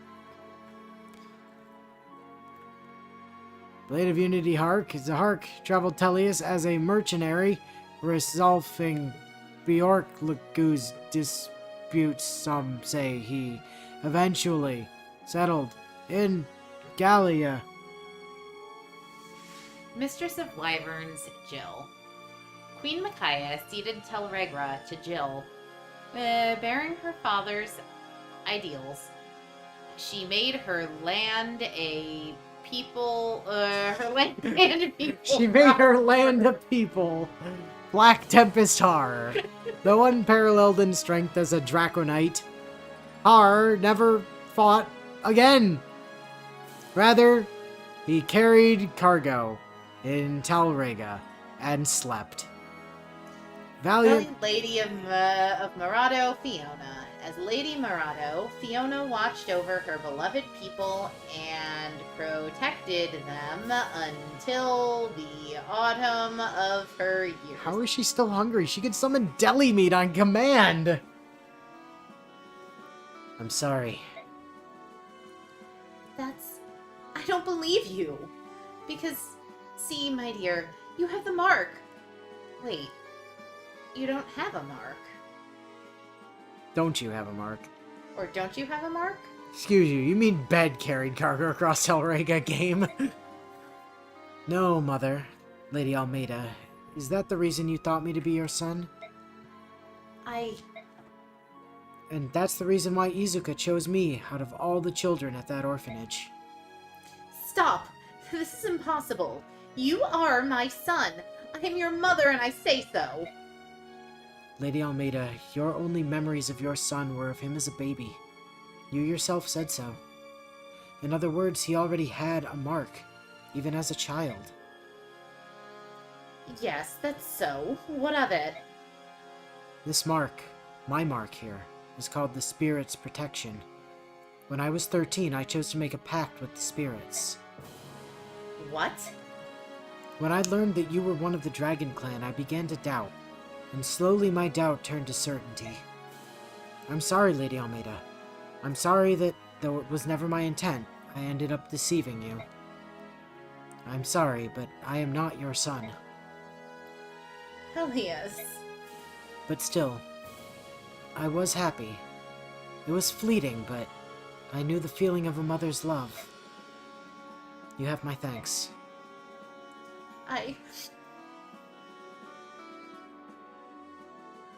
People headcanon that Priam is actually Mist and Boyd's descendant, but went for a more famous ancestor related to his ancestor. I'd buy that. But I don't buy that Ike would give Boyd's son Ragnell. I mean, if he didn't have any descendants of his own, I think he'd want to make sure... I'm pretty sure we're gonna find out here that he just has it with... He just took it with him. The dude just has it. It's his. Spirit Charming Sage Peleus. After revealing his lack of royal blood, Peleus gave up the throne, but served at court, learning to speak easily to all as a court jester. If he'd shoved Micaiah more, they'd have been married. Mistress of the Evil Eye, Nyla. Returning to Hatari with the recent events graven in her heart, Nyla hoped to migrate her people across the desert. I read migrate her people. I'm like, that can't be right. Black Wolf of the Sands, Volug. Strangely, Volug was still in wolf form on the day he went home. Asked why, he said, only it's more comfortable. Earthbound chorister Raphael. Raphael performed a ceremony in Serenus Forest to wake his father, the king. Eventually, he returned to Tattery. Fearless Lion King Kainigus! Let's go! Ike. Your work out there was superb. Hey, you aren't quite over the hill yourself, you know. You did most of the damage to Ashura, to be fair. I always wanted to go one-on-one with you, just once. I'd have expected you'd had your fill of fighting. Oh, I've had enough Killer Bee killed to last me a lifetime, but something simpler, some way of testing our respective strengths. You mean controlled matches, with all the rules, all the little rules they have. In a peaceful world, we need such things, especially we Lagoos. But a fight now and then, we go a bit strange in the head. Well, that's the honest truth.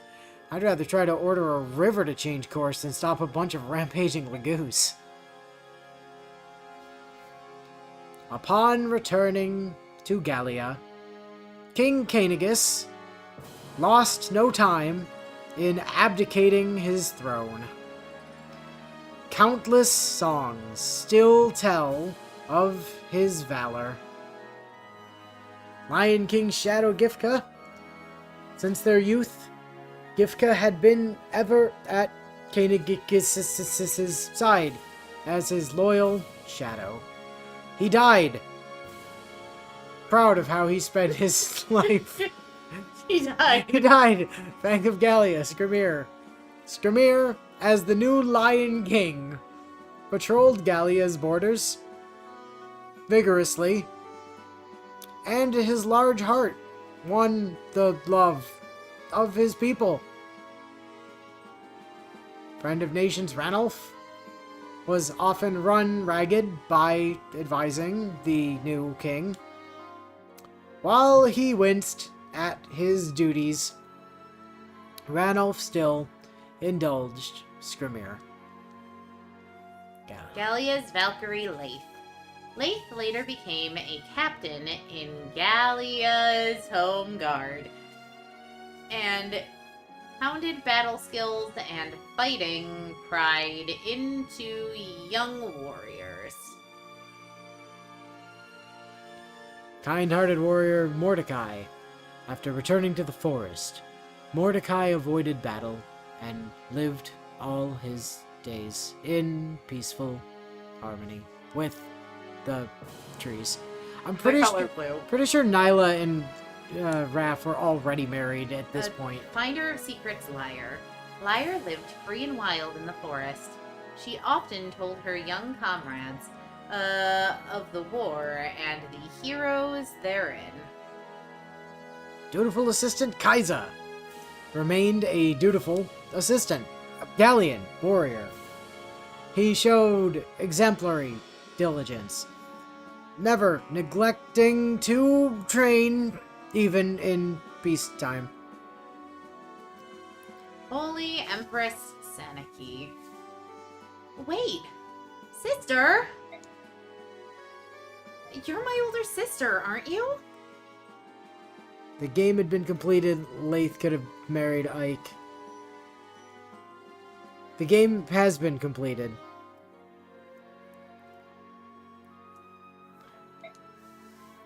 What do you mean?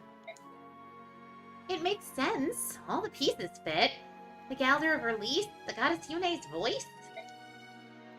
It's true. Inside the tower, I heard the voices of many hearts. And I knew. I am descended from Leiron and Altina. Misaha, the former apostle, was my grandmother. Yeah, I thought so. In that case, my sister, please consider staying in Benyon. With your power and charisma, you could do so much good here. No, I'm afraid I can't. I'm also here for some reason. Why not? Dayan's my home. And Dayan needs me to help it heal and rebuild. Not Benton. But Benyon! Benyon has you, Empress. You'll be a just ruler. Make your country proud to have you. Will I never see you again? Well, it's not like the Navasa is, like, Far different from... reality. Hardly. I think that what our countries need now is a sense of family and friendship. I ask that you sign a treaty of alliance with Dayan and announce that we are equals, and then marry my boy child, not son Soph. You will, of course. Once things settle down in both our countries, that will be the first thing I do, sister. Soph is just sitting in the corner feeling super awkward over learning that he dumped Micaiah to go with someone who turned out to have secretly been Micaiah's sister the entire time. Thank you, Empress Saniki, my dear little sister.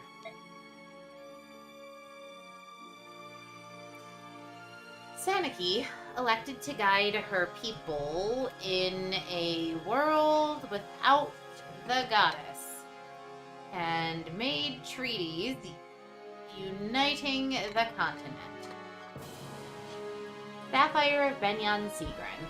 Sigren was loved by her subordinates in the Holy Guard for her kindness and guarded Saniki all her life. Empire's bright blade Tanith.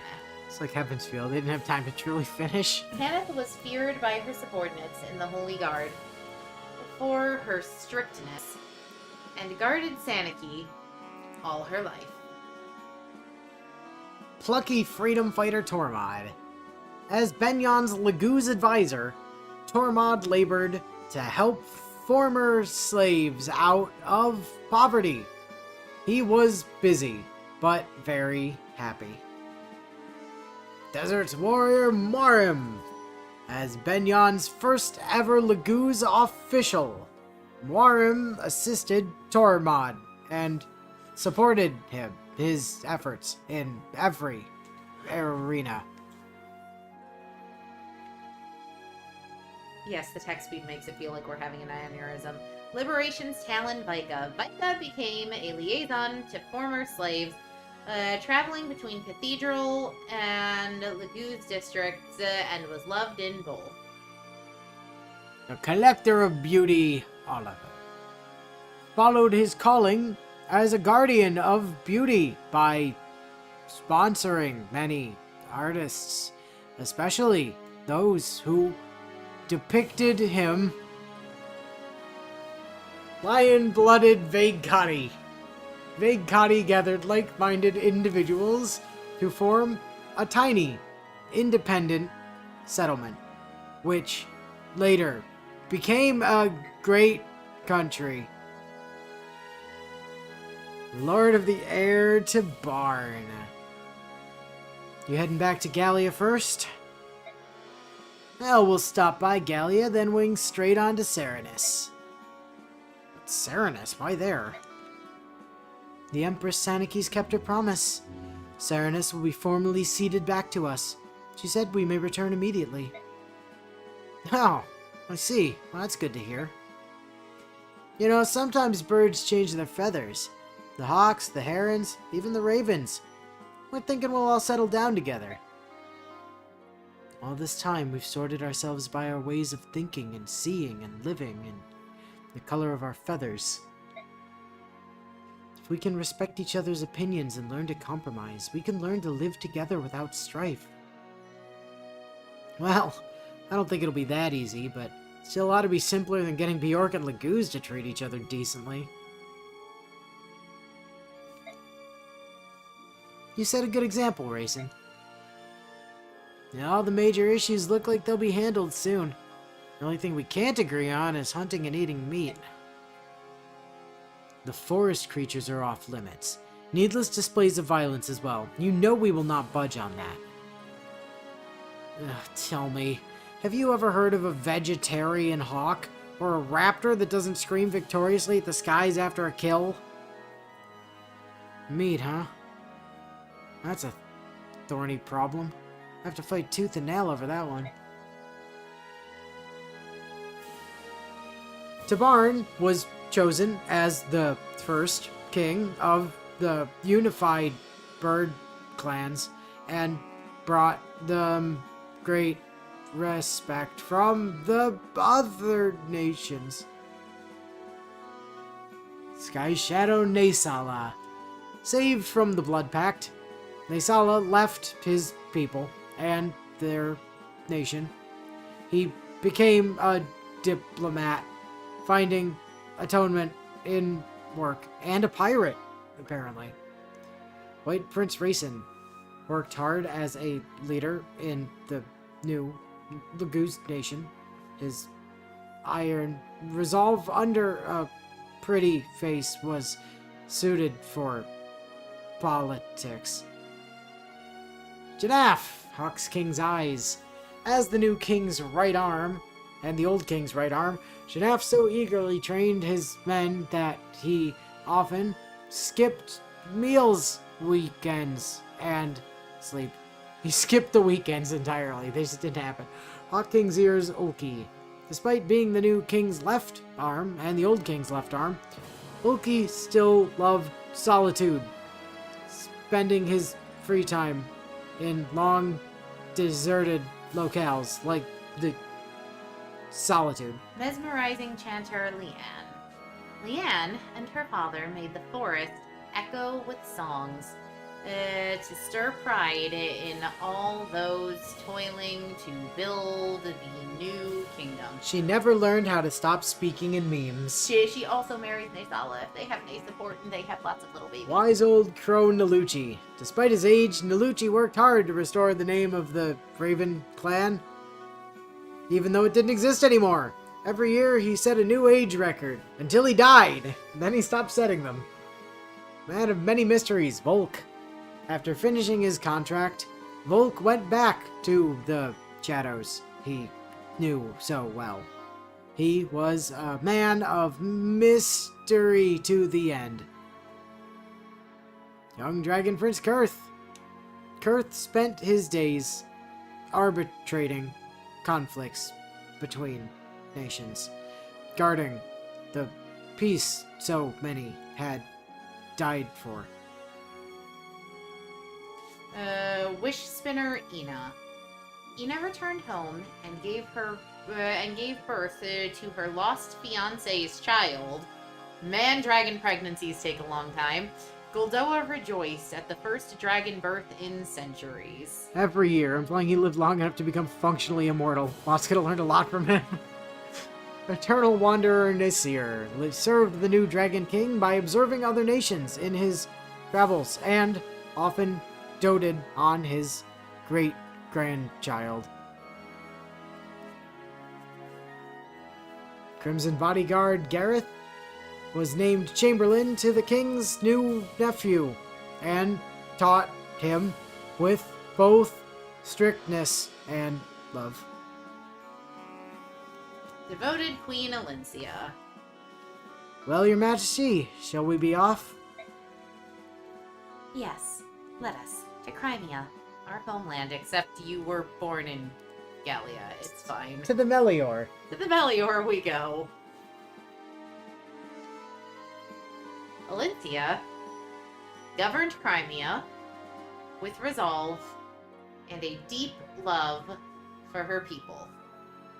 Her reign was remembered as a golden age.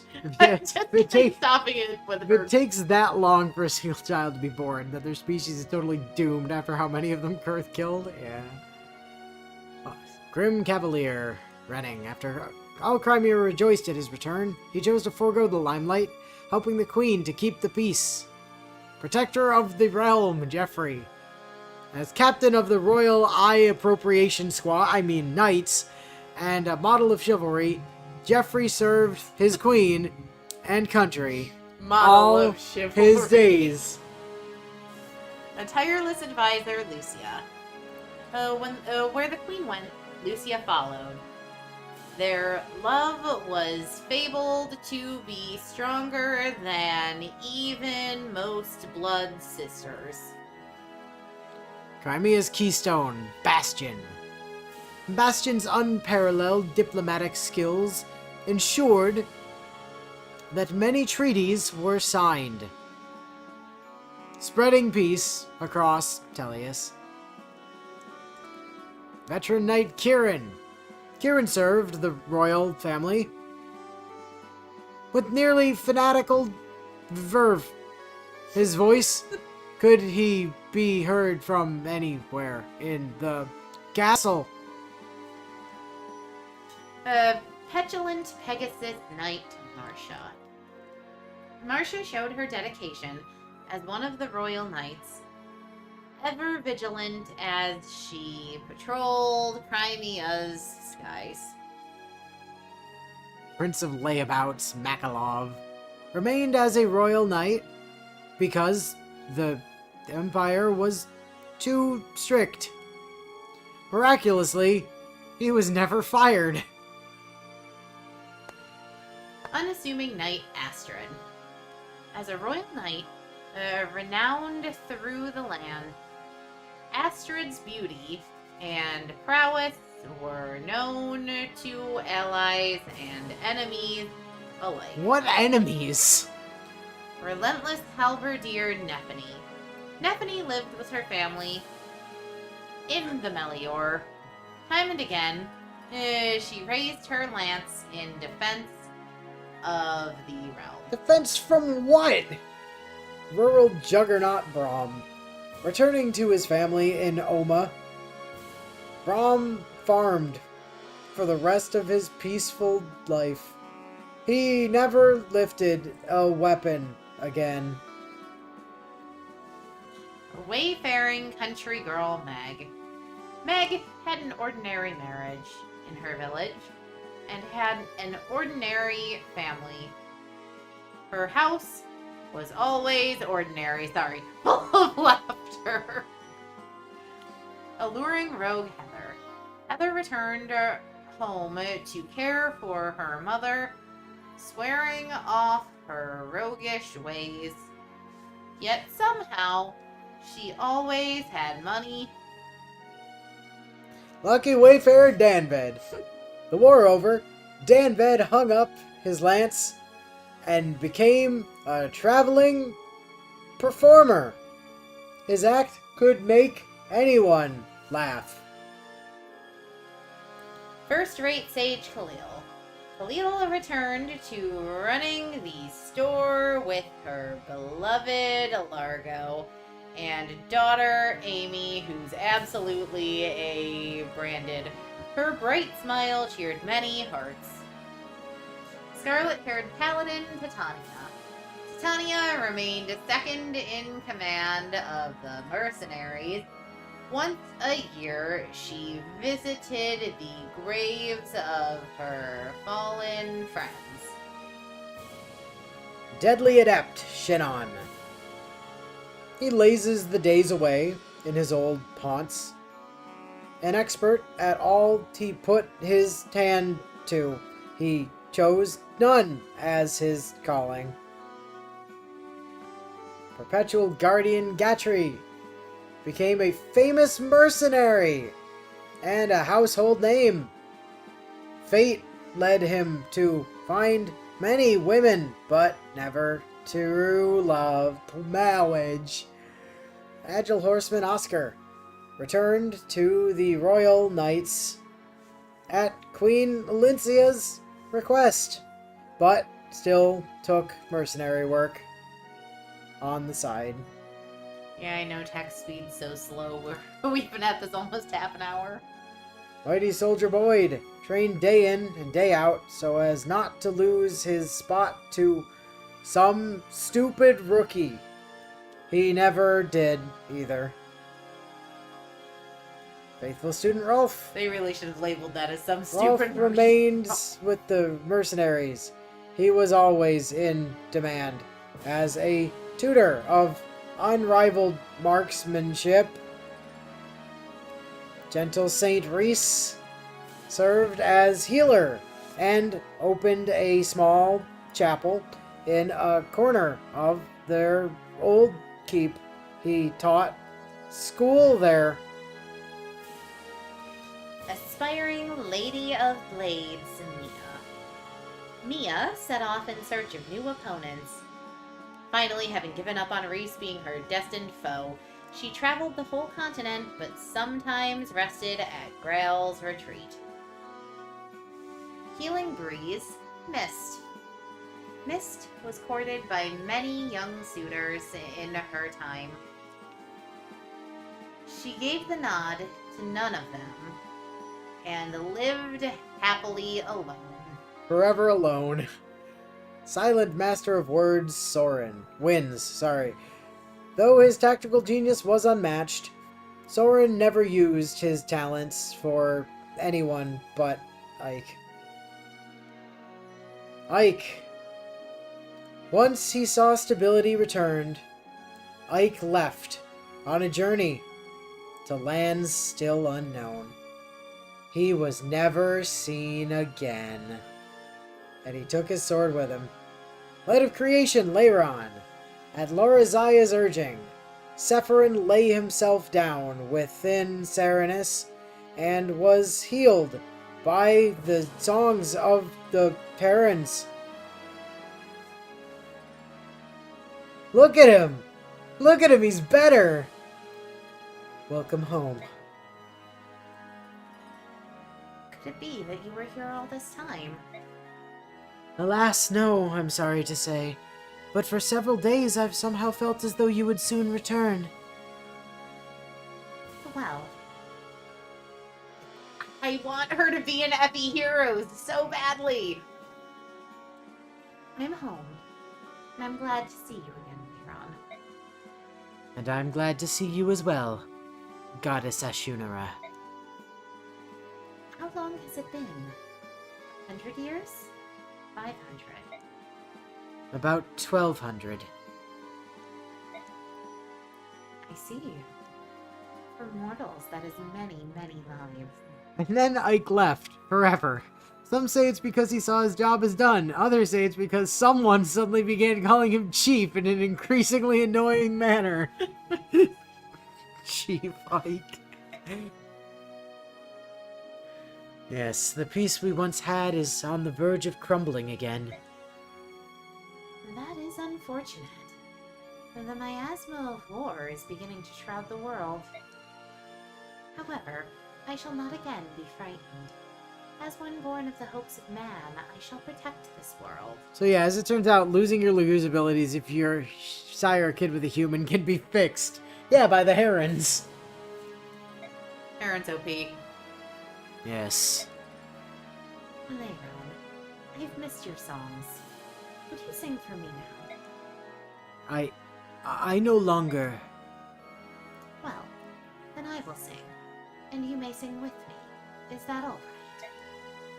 Yes. And they lived happily ever after. And roll actual credits. Anyway, that's our favorite Fire Emblem game.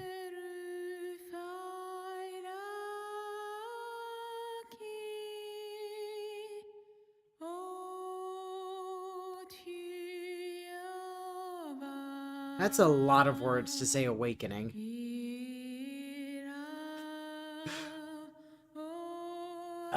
I do. I love this game so much. It's absolutely my favorite Fire Emblem game.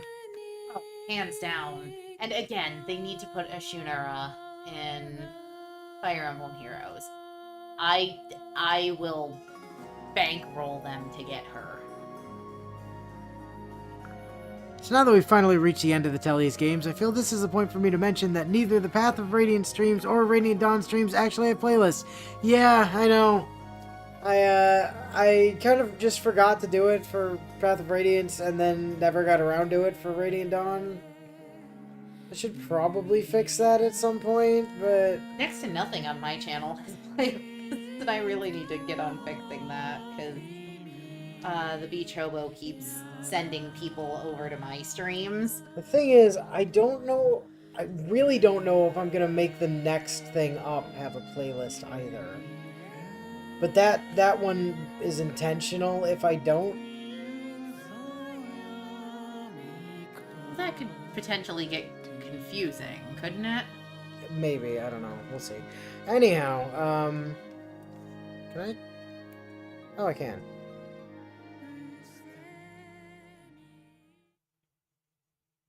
Uh-huh. In days long past, a young man strode the lands of Tellius. He was simple, yet true, his deeds brave and noble. He reunited two races long at war and healed the heart of a goddess long gone mad.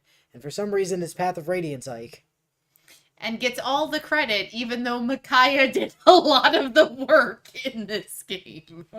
See, I noticed about 3 streams into Radiance, but then Ask I any figured... you meet, be they young or old, Bjork or Laguz, of a hero named Ike, and you'll receive a warm smile and a tale or two of faith, courage, and honesty. It'd be funnier for me to wait until the very end of both to actually say anything. Yeah. Finn. Alright. What time is it? 9:32. Well, time enough to open the new thing.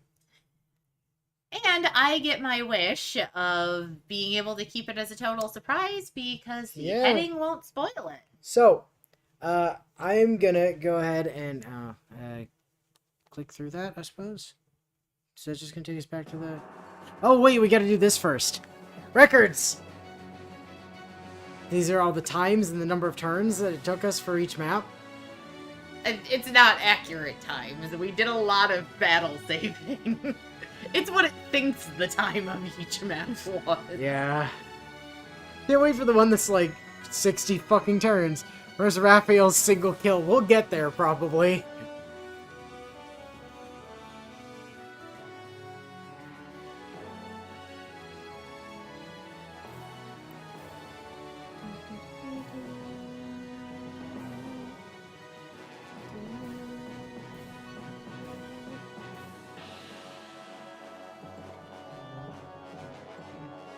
Man, we don't have any that are like 3 hours, 99 turns. Right?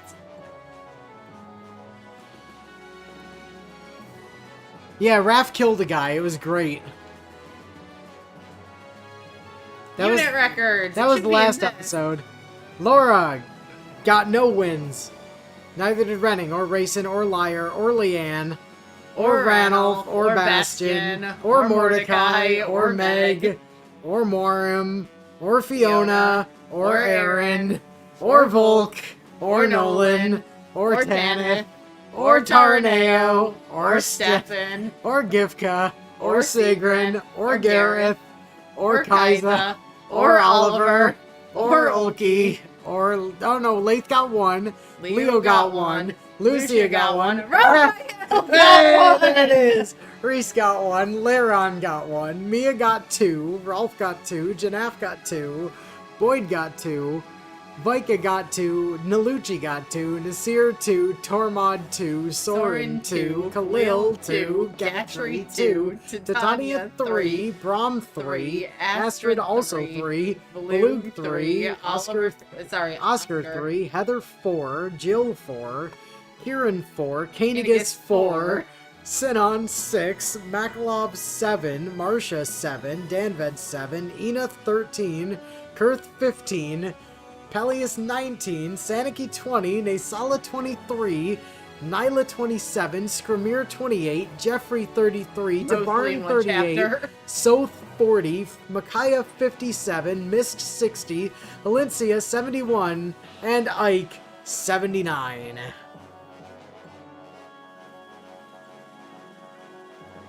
Yeah, Raph killed a guy with a with one of the cards. It was Then in great. fifth, Fifth the is Hark. the Hark with 85 kills to his name.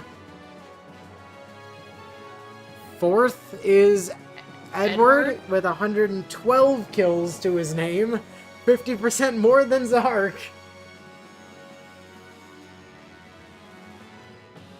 Then Nefpany with 148 kills. Have we seen Eliana? We've not. So is it Il and Har Ileana in the top or two. Har? Ileana is number 2 at 157 kills. That's my girl. Ike not even making it in the top 5 is hilarious. Yeah, it is. And at number 1, as he always is Har with 164 kills over 218 battles.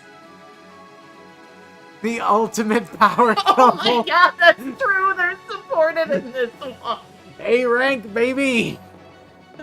The number one power couple. The girl who's always hungry and the man who's always asleep. Yep. Clear data will be saved. Okay. Well, I will make some clear data down there, I guess. Sure. Clear data for later. Because I always need more clear data for this game. Alright. Sweet.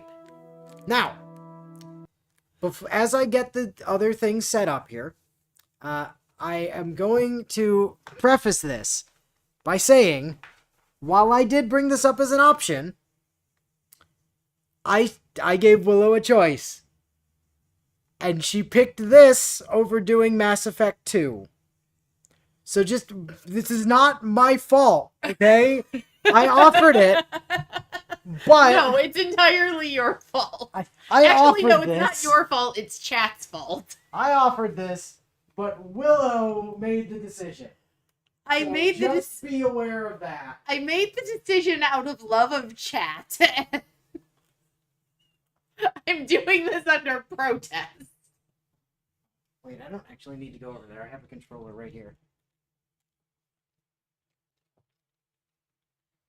should still be synced to the Switch. Yes. Okay! Sarge. Just in time. Now, I'm gonna give it a second here. Wait, if we're playing this on Switch, does that mean I get to use the fun controller? How is it my fault that we aren't playing Mass Effect 2? Are we playing Elmo Teaches Counting because I made too many jokes?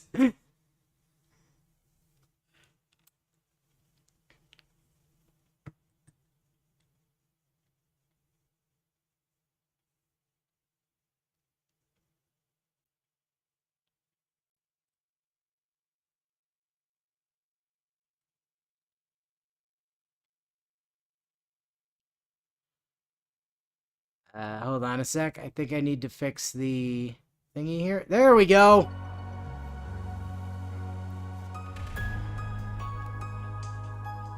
I don't get to use the fancy one.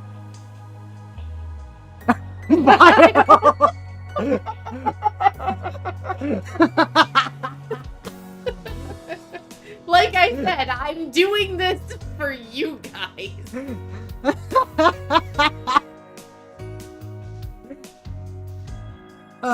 I know who's narrating at this point, so I've got this. The tip of the sword was like a flash of lightning. A spearhead thrust to skewer the heart. Even attempting to evade it was pointless. It was but a flash, too swift for the human eye to follow. And yet, moonlight swept in to save me. From the strike that threatened to end me. The sound was beautiful, like the tolling of a bell. No, truth be told, the sound hung over me, heavier than an iron weight. This beauty had little to do with aesthetics. The stark armor wrapped about her was like the frozen night itself. The ringing was not in itself pleasant. It was the sound of steel. But the night herself was beautiful enough to make it into the chiming of a bell. So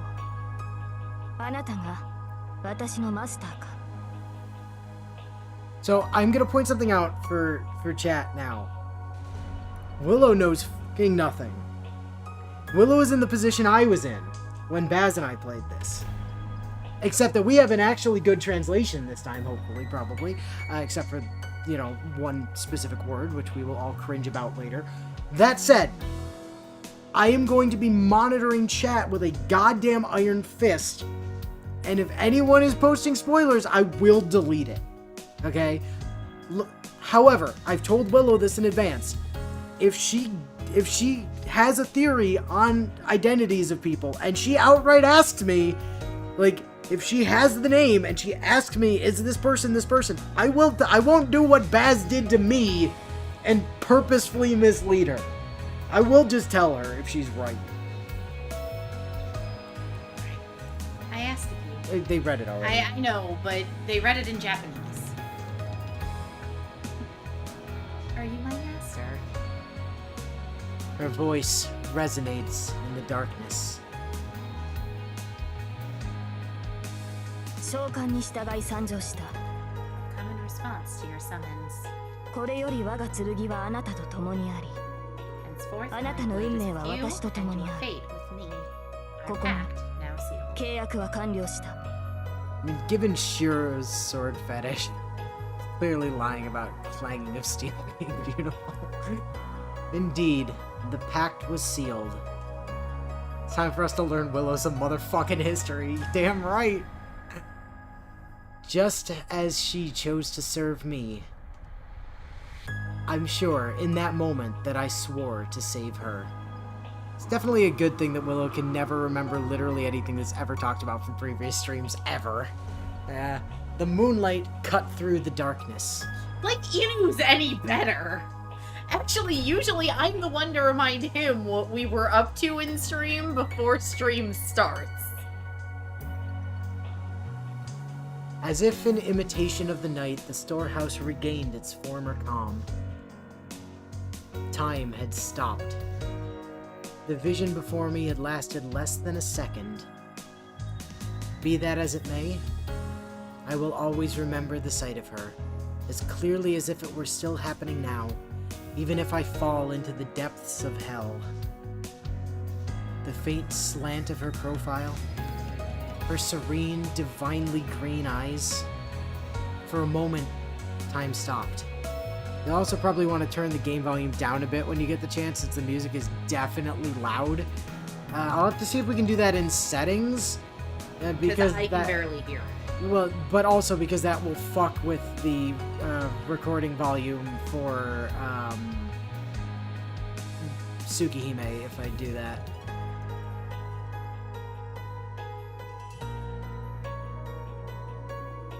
I was struck by the pale blue glow. Her hair, as fine as golden thread, was bathed in moonlight.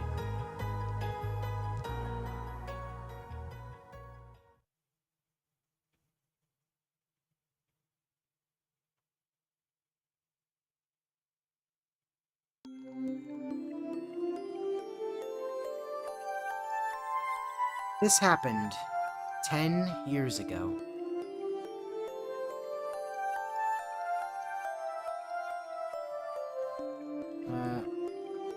Has the game been reorchestrated? Maybe. I see someone who takes me back. He's tall, with chiseled features. I've never known him to crack a joke. He ruffles my hair affectionately. No, that's not what this is. It's more like he's grasping my head and working it like a stubborn jar lid. Maybe he doesn't know how to control his strength. That's only to be expected. The first time he's ever done something like this. Oh, yeah, you should probably be reading this bit, I think. It's time for me to leave. Although that bit would actually be... yeah. You know what to do next. I answered yes in a somber voice. He nodded once, drew his hand, and stood up. That's all. Had I known this would be the last time we would ever see each other, I'd have done my best to make him laugh with a perfect joke. I'd been practicing punchlines in private, in hopes of finally seeing a smile crack that stony face.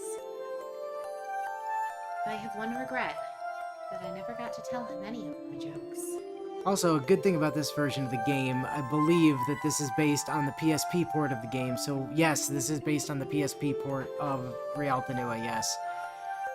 Tagless dialogue is an unknown entity to figure out speech roles for, or unknowable entity. Get the association in your debt before you become an adult.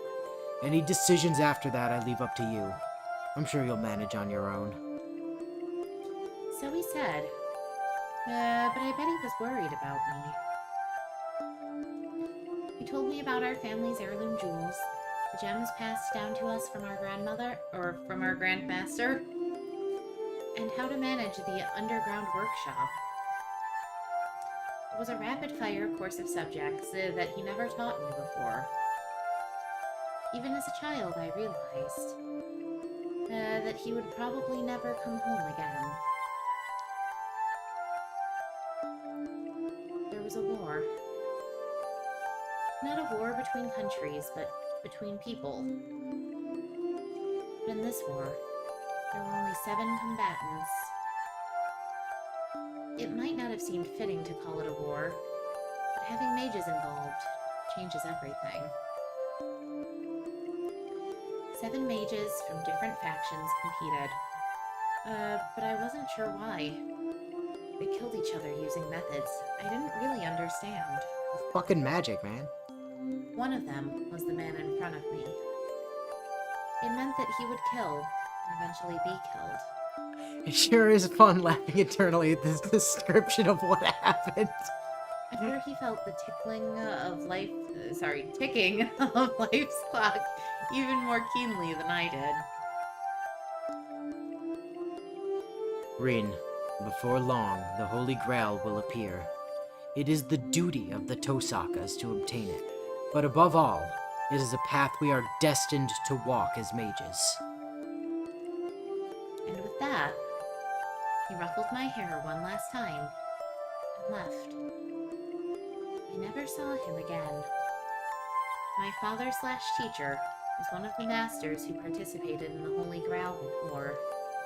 He never came home. Rest in peace, Tokiomi. いってらっしゃいませ、お父様。 Safe travels, father. I bid him farewell as a well-behaved daughter should. I knew I was on the verge of tears, but I didn't let them show. I loved him. He was a great father and an even greater mage. Mages are stubborn people. As far as I knew, there wasn't a more upstanding man in the whole world. As my instructor, he trained me. As my father, he loved me. So I decided I'd accept the things he left for me and choose my own path. Big laugh on that one. Rin, before long the Holy Grail will appear.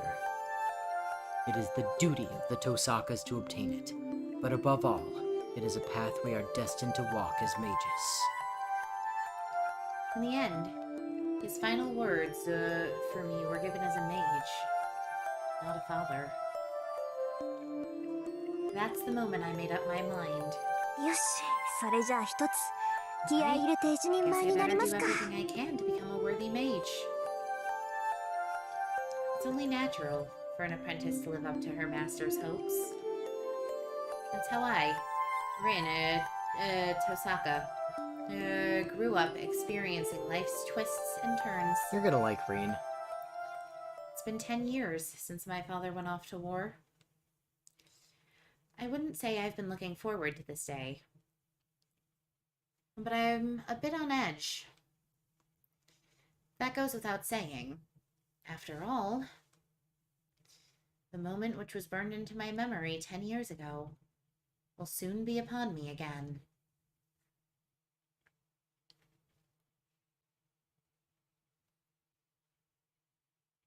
January 31st.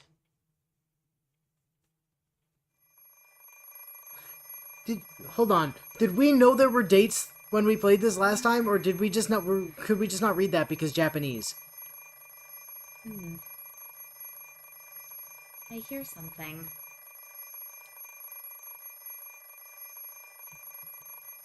Ring, ring, ring, ring, ring, ring, ring. She's got an Narval. She does have an Narval. 止まれ。 Shut up, stop. The noise doesn't stop. It's such an infernal racket, it's almost as if it's here to avenge my father. Couldn't tell you, it's been more than half a decade. 昨日は遅くまでやってたんだから。 Hell, I was up late. Just a little longer. Bio, it's been more than a decade since we did this. The beginning. I wish it'd just let me sleep a little bit more. It's almost been a decade since we finished it.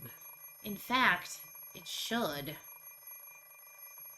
I stayed up into the early hours deciphering my father's will, and I used a hell of a lot of magical energy to do it. It did just there, yeah. It just said January 31st. I don't remember that from the original. I'm totally exhausted, body and mind. Good grief! Cut me some slack, would ya? Ring, ring, ring, ring, ring, ring, ring. Banana phone. The alarm clock is deaf to my complaint. What kind of machine makes a noise that seems like its sole purpose is to remind you that you're late? 遅刻。 Late? I 遅刻 can't be は late. まずい。 True, but there's a time and place for everything. No matter how much of an overachiever I am, I should try to make it to school on time at least today. If only slightly. そうそう。 Right, my alarm's 30 minutes early, which means I should still be able to sleep another 30. あ Hmm? Doesn't that sound off? 30 minutes early. And then Ren pitched her collector's edition Pidgey alarm clock at the wall. I peer at the alarm clock through sleep-heavy eyelids. The hands point 7 o'clock on the dot. I usually get up at 6:30, which means I've completely messed up my safety margin. Speaking of which, why is my brain so slow in the morning? I glare at the alarm clock for several seconds. I shut off the alarm clock and climb sluggishly out of bed.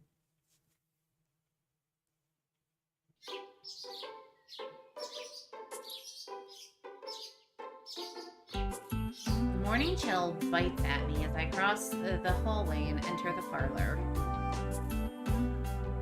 This is the final 7 a.m. in January.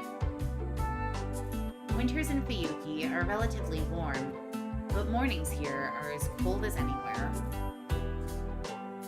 Even at home, my breath mists. Oh, my breath mists white. I read my breath mists while, period. And I was like, that I thought you said this was a translation. It's that much colder without anyone else living here. Listen, the thing about Type Moon translations is there's gonna be some scuffed shit in here, but I promise you it's not gonna be as scuffed as the shit Baz and I had to deal with when we were using the Mirror Moon fan translation of the original, where you know what a dirk is, right? Mm-hmm. Like little throwing knives. You know what they aren't called? What? Darks. Heater. I turn on the heater and go wash up. Single living is so inconvenient at times like these. If there was someone else here to wake up before me, then the parlor would already be heated. It's fine, Lily. You're allowed to not know how to read here. That is a serious tradition. I wash my face in the sink. I run a brush through my long hair and get dressed. A chilly morning in a frigid bathroom. The only thing to be said for it is that cold water mercilessly beats sleepiness from me.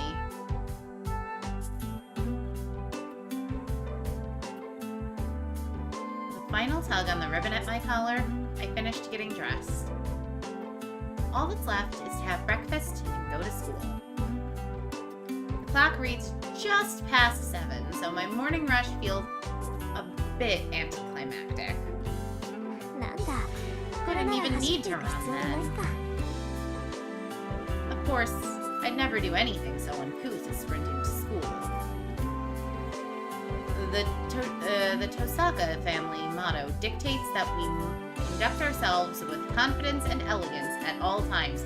Man, some of that text is hard to read when there's white on the wall behind it. Yeah. Mahoyo and Tsukihime have given me that problem as well. My ancestors have been some high and mighty aristocrats, if that's what we've taught through the generations. Must have been. Oh. Okay. I was about to say, I'm confused. So what date did this game say it was? Because the original said it was, January 31st is what we said here as well, yeah. The anachronistic mansion I live in is proof enough of that. Plus, the Tosakas are a line of spell weavers who practice what is known as magecraft. I was pretty sure this game took place in 2004, Zed. We're not just an old family. We have an admirably storied history. Not that it's anything to brag about. In fact, I literally can't talk about it. The truth is, I'm a mage. Who could I even brag about that to? Literally everyone if I were you.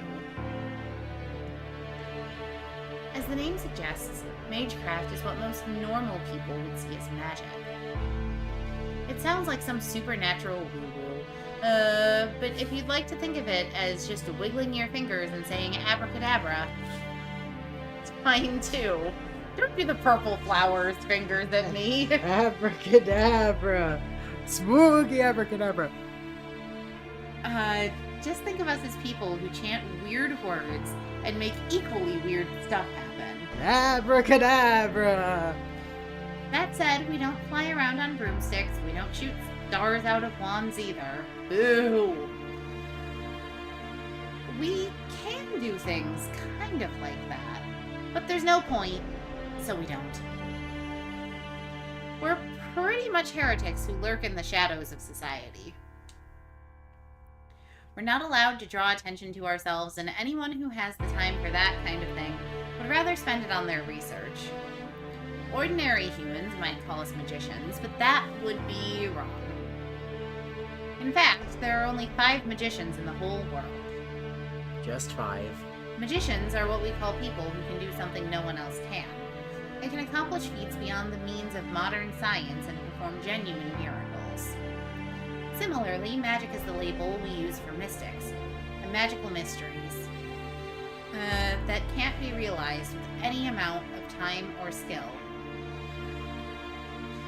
While magecraft, though it looks mysterious, is something anyone can do with enough time and resources. So this is sort of an important distinction within the universe, right? So you've got magecraft, which is your like dollar store, you know, generic brand magic. Like this is shit that like think of it like Halloween Town, right? All you have to do is want something and let yourself have it, but you have to know about that something. That something has to be a thing that's real and tangible. Whereas magic, capital M magic, true magic, can do impossible shit. That's the problem. Basically. Except it's super hard to get to. Like, there's, in the entire history of the world, to this point, there have been exactly 5 people that have accomplished it. And only those 5 people and their direct descendants are able to use true magic. I'm a mage.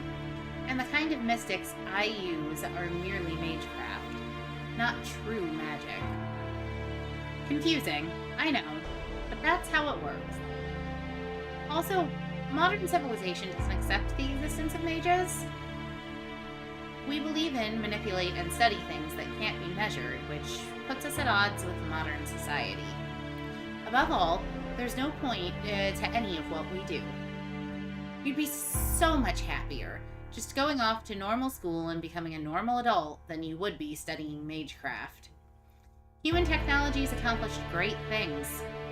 For the last few centuries, magecraft has been playing catch-up to the progress of civilization.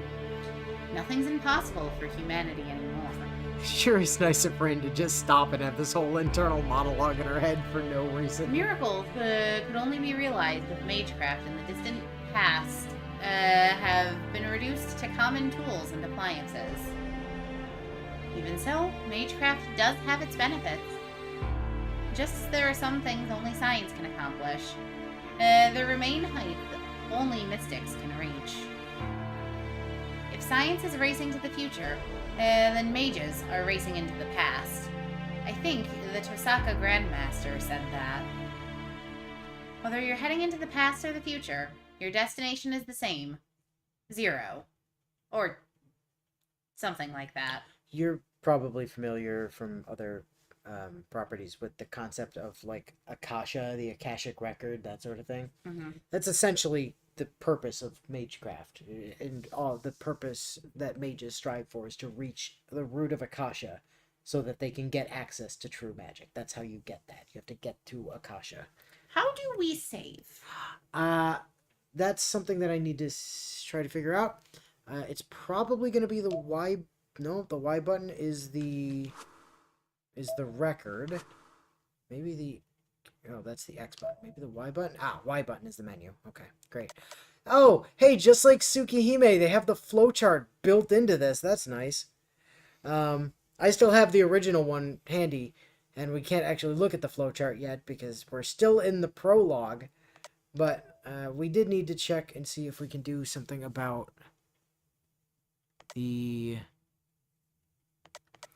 volume as well. Display speed, fast forward. No, I can't actually directly oh, wait, sound settings. Aha! Okay. So we said that it was BGM that was a bit too loud, right? So let's pull that. Let's pull that down a bit. Bio says that's correct. I'm gonna go to like 25% for now. You'll have to let me know next week if that's still good or if that is good, and if it is, we'll keep it. Time to make a save. We don't have. This is the Tsukihime save system, not the old page system. That does make me sad. Oh well. I will tell you, the kind of the best practice here is like we'll save when we're done for the night, obviously, but otherwise anytime we hit a save, like a choice point, that's where you want to make a save in case you want to go look at the other options or whatever. Okay. Willow is going to be controlling, right? So I am only going to direct her in the event that a choice leads to a dead end, so that we can see those, because trust me, you'll understand once we get there, the dead ends are one of the best parts of the game. They're just manic fun times. So I will be making sure that we hit the dead ends along the way, but outside of that, I'm going to leave all decision making to Willow. If she wants to jump back and watch different choices after we've already made one, totally fine. We can go about doing that. Otherwise, we can just press on if you'd rather do that. So if you do hit a choice point, you're like, I have these two options that I'm really interested in seeing. Watch them both. Nobody's going to fault you for that.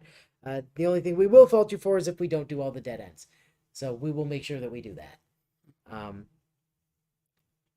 Other thing I should mention, we are not doing the entire game in one kind of sitting, right? We're going to do the Fate route, and then we're going to move over to Engage, and then after Engage, we'll probably be either going to Mass Effect or back for UBW. We'll see. But we're not doing all 3 routes in a row. That's not happening, okay? And yes, I'm doing this for you guys. Like, when Inu and I were talking about what the palette cleanser between Fire Emblems was going to be, because I needed a brain break between Fire Emblem games. My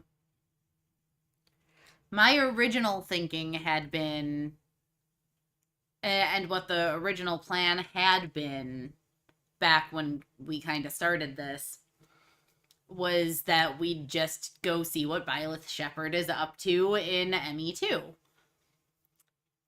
And then this got released a couple weeks back, and I brought it up kind of as a joke, not expecting her to actually go for it, but and here we are. And I thought about it, and I'm like, and we deliberately hadn't brought it up on stream because we knew what chat was going to say is play this.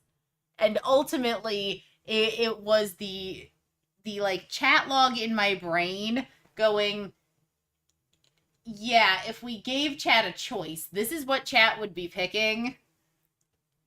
So for a brain break, you decided to choose one of the most actively concentration heavy things imaginable. Good idea. Yeah, oh yeah, there is also legit missed content if you don't hit every bad end. That's true. That is genuinely true. And the dead ends are, like I said, they are just some of the most entertaining bits of this. I mean, you were suggesting Unicorn Overlord, and I have looked into Unicorn Overlord. Yeah, I did a little bit as well. Oh, by the way, there's the controls for you.